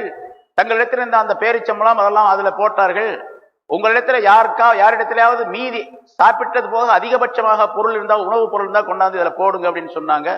ஒருத்தர் பொரித்த மாவை கொண்டு வந்து போட்டார், காய்ந்த பேரிச்சம்பழத்தை கொண்டு போட்டார், காய்ந்த திராட்சையை ஒருவர் கொண்டு போட்டார். இப்படி பல பொருள்கள் அதிலே போடப்பட்டன. எல்லாவற்றையும் ஒன்றாக கலக்கி ரசூலுல்லாஹி ஸல்லல்லாஹு அலைஹி வஸல்லம் அவர்கள் சொன்னார்கள், இது சஃபியாவுடைய வலிமா, சாப்பிடுங்கள் அப்படின்னு சொன்னாங்க. சஃபியாவுக்கு வலி. அன்றைய இரவிலே ரசூலுல்லாஹி ஸல்லல்லாஹு அலைஹி வஸல்லம் வீடும் கூடியிருந்தார்கள் என்பதாக சொல்லப்படுகிறது. இன்னொரு விஷயம், திருமணம் செய்து கொண்ட பின்னால வலீமா கொடுக்க வேண்டும். வலீமா விருந்து திருமணம் செய்து கொண்ட பின்னாலே, உறவு கொண்ட பின்னால் அல்லது ஹல்வத் தனிமையில் அந்த கணவனும் மனைவியும் இருந்த பின்னால் வலீமா கொடுப்பதா அல்லது முந்தி கொடுப்பதா? நிறைய பேர் பிரச்சனை பண்ணுவாங்க. ஆனா உலமாக்களுடைய தீர்ப்பு, தேவபந்தனுடைய தீர்ப்பும் படித்தான். நிக்காஹ் முடிந்து விட்டால் வலீமா கொடுக்கலாம், அவ்வளவுதான். அவர் ஹல்வத் இருக்க வேண்டும், அவர் உறவு கொள்ள வேண்டும் அப்படிங்கிற சட்டம் எல்லாம் கிடையாது. இன்னும் சில பேருடைய கருத்து என்ன கேட்டா, நிக்காஹ் முடிவு செய்யப்பட்டால் நிக்காஹுக்கு முன்னாலும் கூட கொடுக்கலாம், ஆனால் நிக்காஹ் முன்னால கொடுப்பது நல்லதல்ல என்பதாக சொல்லப்பட்டிருக்கிறது. நிக்காஹ் முடிந்த பின்னாலே வலிமாவுடைய விருந்து கொடுக்கலாம். சரி, இதை வலிமாவுடைய விருந்து யாருக்கு கொடுக்க வேண்டும்? விருந்துகளிலே 9 வகையான விருந்துகள் ஹதீஸில் சொல்லப்பட்டு இருக்கின்றன. வீடு குடி போடுறோம், அது மாதிரி நிகழ்வுகளும் ஹதீஸில் வந்திருக்குது. அதற்காக ஒரு விருந்து போடுவது. ஒருவர் குர்ஆனை மனனம் செய்து விடுகின்றார், குர்ஆனை மனனம் செய்ததற்காக வேண்டி ஒருவர் விருந்து போடுகின்றார், அந்த விருந்தும் ஹதீஸில் வந்திருக்கின்றது. அதே மாதிரி பல விருந்துகள் இருக்கின்றன. இந்த 9 வகையான விருந்துகளிலும் மிக உயர்ந்த விருந்து, மிகச் சிறந்த விருந்து வலீமாவுடைய விருந்து. மிகச்சிறந்தது வலீமா. ஏன்னா ரசூலுல்லாஹி ஸல்லல்லாஹு அலைஹி வஸல்லம் அவர்கள் சொன்னார்கள், ஒரு மனிதர் வலீமாவுக்கு அழைக்கப்பட்டு அவர் அதனை மறுத்தாரேயானால், வலீமாவா வலீமாவுக்கு வர முடியாது அப்படிங்கிறார். ஆனா ஒன்ன கவனத்துல வச்சுக்கணும், முதல்ல சொன்ன மாதிரி அது ஹராமா இருந்துச்சுன்னா மறுக்கலாம், தாராளமா போகவே கூடாது, அது வேற விஷயம். என்ன சொல்ல போனா, ஹராமான முறையிலே அந்த வலீமாவுடைய விருந்து நடைபெறுகின்றது, தெரியாதனமா அவர் போயிட்டாரு, போன பிறகுதான் தெரியுது அது ஹராமான விருந்து என்பதாக. அல்லது விருந்து ஹலால் தான், ஹராமான நிகழ்ச்சிகள் அங்கே நடைபெறுகின்றன. சில இடங்கள்ல போய் பார்க்கிறோம், விருந்து நடந்துகிட்டு இருக்குது, இன்னொரு பக்கம் கச்சேரி நடந்துகிட்டு இருக்குது, இன்னொரு பக்கம் டான்ஸ் நடந்துகிட்டு இருக்குது. பொம்பளை ஆடிக்கிட்டு இருக்கிறான், ஆம்பளை பாட்டு பாடிக்கிட்டு இருக்கிறான். அந்த மாதிரி மஜ்லிஸ்கள்லாம் இருக்கு நம்ம ஆளுகள்ல. இப்ப வலீமா விருந்தும் இருக்குது, ஹலாலானதான் அப்படின்னு வச்சுங்க. இப்பவும் அந்த இடத்துல சாப்பிடக்கூடாது, அந்த இடத்துல சாப்பிடுவது ஹராம். சாப்பிடுவது ஹராம் என்பது மட்டுமல்ல, அந்த இடத்திலிருந்து திரும்பி வருவது வாஜிப் என்பதாக சொல்லப்பட்டு இருக்கின்றது. போன இடத்துல அங்க எதுலையுமே கலந்து கொள்ளக்கூடாது, திரும்பி வருவது வாஜிப் என்பதாக. சரி, 9 வகையான விருந்துகள், அதுல வலீமா விருந்து மிக உன்னதமானது. ஆனால் ரசூலுல்லாஹி ஸல்லல்லாஹு அலைஹி வஸல்லம் சொன்னார்கள், எவர் ஒருவர் வலீமா விருந்துக்கு அழைக்கப்பட்டு அவர் மறுத்தாரையானால், சரியான விருந்தா இருந்துச்சு போக மாட்டேன்னு சொன்னா, அஸல்லாஹு வ ரசூலுஹு, அவர் அல்லாஹ்வுக்கு ரசூலுக்கு மாறு செய்து விட்டார் என்பதாக சொன்னார். வலீமா விருந்து சரியாக இருந்து கூப்பிட்டு போகணும், போகலன்னு சொன்னா அது அல்லாஹ்வுக்கு ரசூலுக்கு மாறு செய்து விட்டார். அப்ப அந்த வலீமா விருந்து எவ்வளவு உன்னதமானது. ஆனா அதே நேரத்தில் ரசூலுல்லாஹி ஸல்லல்லாஹு அலைஹி வஸல்லம் இப்படியும் சொன்னார்கள், ஷர்ரு தாமி தாமுல் வலீமா, விருந்துகளிலே கெட்டது வலீமாவுடைய விருந்து. ஒரு வலீமாவுடைய அது எந்த விருந்து? யுத்வா லஹல் அக்னியா வ யுத்ரகுல் ஃபுகரா, அதற்கு பணக்காரர்கள் மட்டும் அழைக்கப்பட்டு ஏழைகள் எல்லாம் தள்ளிவிடப்படுகின்றார்களே அது என்று சொல்லிவிட்டு இதையும் சொன்னார்கள், ஒமன் தரக்க தாவத்தை ஃபகத் அஸல்லாஹு வ ரசூலுஹு, வலீமாவுடைய தாவத்தை ஒருவர் விட்டு விட்டாரேயானால் அவர் அல்லாஹ்வுக்கு ரசூலுக்கு மாறு செய்தவராக ஆகிவிட்டார் என்றும் ஸல்லல்லாஹு அலைஹி வஸல்லம் சொன்னார்கள். அப்ப விருந்து கொடுக்கப்படக்கூடிய முறை இருக்கின்றது, அந்த முறைப்படிக்கு விருந்து கொடுக்கப்பட வேண்டும். அழைக்கப்பட்டால் கட்டாயமாக போக வேண்டும். அது மாற்றமான நிலையாக இருந்தால் போகக்கூடாது. சரி, அப்படி கொடுக்கப்படக்கூடிய விருந்து ஏழைகளுக்கு கொடுக்கப்பட, பணக்காரர்கள் கொடுக்கலாம், ஏழைகளை விட்டுட்டு பணக்காரர்கள் கொடுக்க கூடாது. குறிப்பா ஏழைகளுக்கு கொடுக்கணும். பசியாளர்களுக்கு பசியை போக்குவதற்காக வேண்டித்தான் விருந்தே உண்டாக்கப்பட்டிருக்கின்றது. அதனால எந்த விருந்தா இருந்தாலும் பாருங்க, இதுல ஈதுல் அல்லாஹ்ல கறி குர்பானி கொடுக்கிறோம், 3 பங்கு வச்சு 1 பங்கு யாருக்கு கொடுக்கணும்? ஏழைகளுக்கு கொடுக்கணும். ஒரு சட்டமே அல்லாஹ் ரசூலுல்லாஹி ஸல்லல்லாஹு அலைஹி வஸல்லம் ஏற்றி தந்திருக்கின்றார்கள். ஏழைகளை விட்டுட்டு பணக்கார மட்டும் இவரே எல்லாம் சாப்பிட்டுக்கிட்டார் அப்படின்னு சொன்னா அது முறையானதல்ல. அந்த விருந்து, அந்த குர்பானியுடைய அர்த்தமே இல்லாமல் போயிடும். அதே மாதிரி தான் ஈதுல் ஃபித்ர் அன்னைக்கு, நோன்பு பெருநாள் அன்னைக்கு காலையில சதகத்துல் ஃபித்ர் கொடுக்கிறோம். ஏழைகளை பசியை போக்க வேண்டும் என்பதற்காக தான் அதை ரசூலுல்லாஹி ஸல்லல்லாஹு அலைஹி வஸல்லம் வாஜிபாக ஆக்கி வைத்திருக்கின்றார்கள். வாஜிபா, கட்டாயமாக கொடுக்க வேண்டும் என்று. அதனால வலீமாவுடைய விருந்து யாருக்கு கொடுக்கப்பட வேண்டுமோ அவர்களுக்கு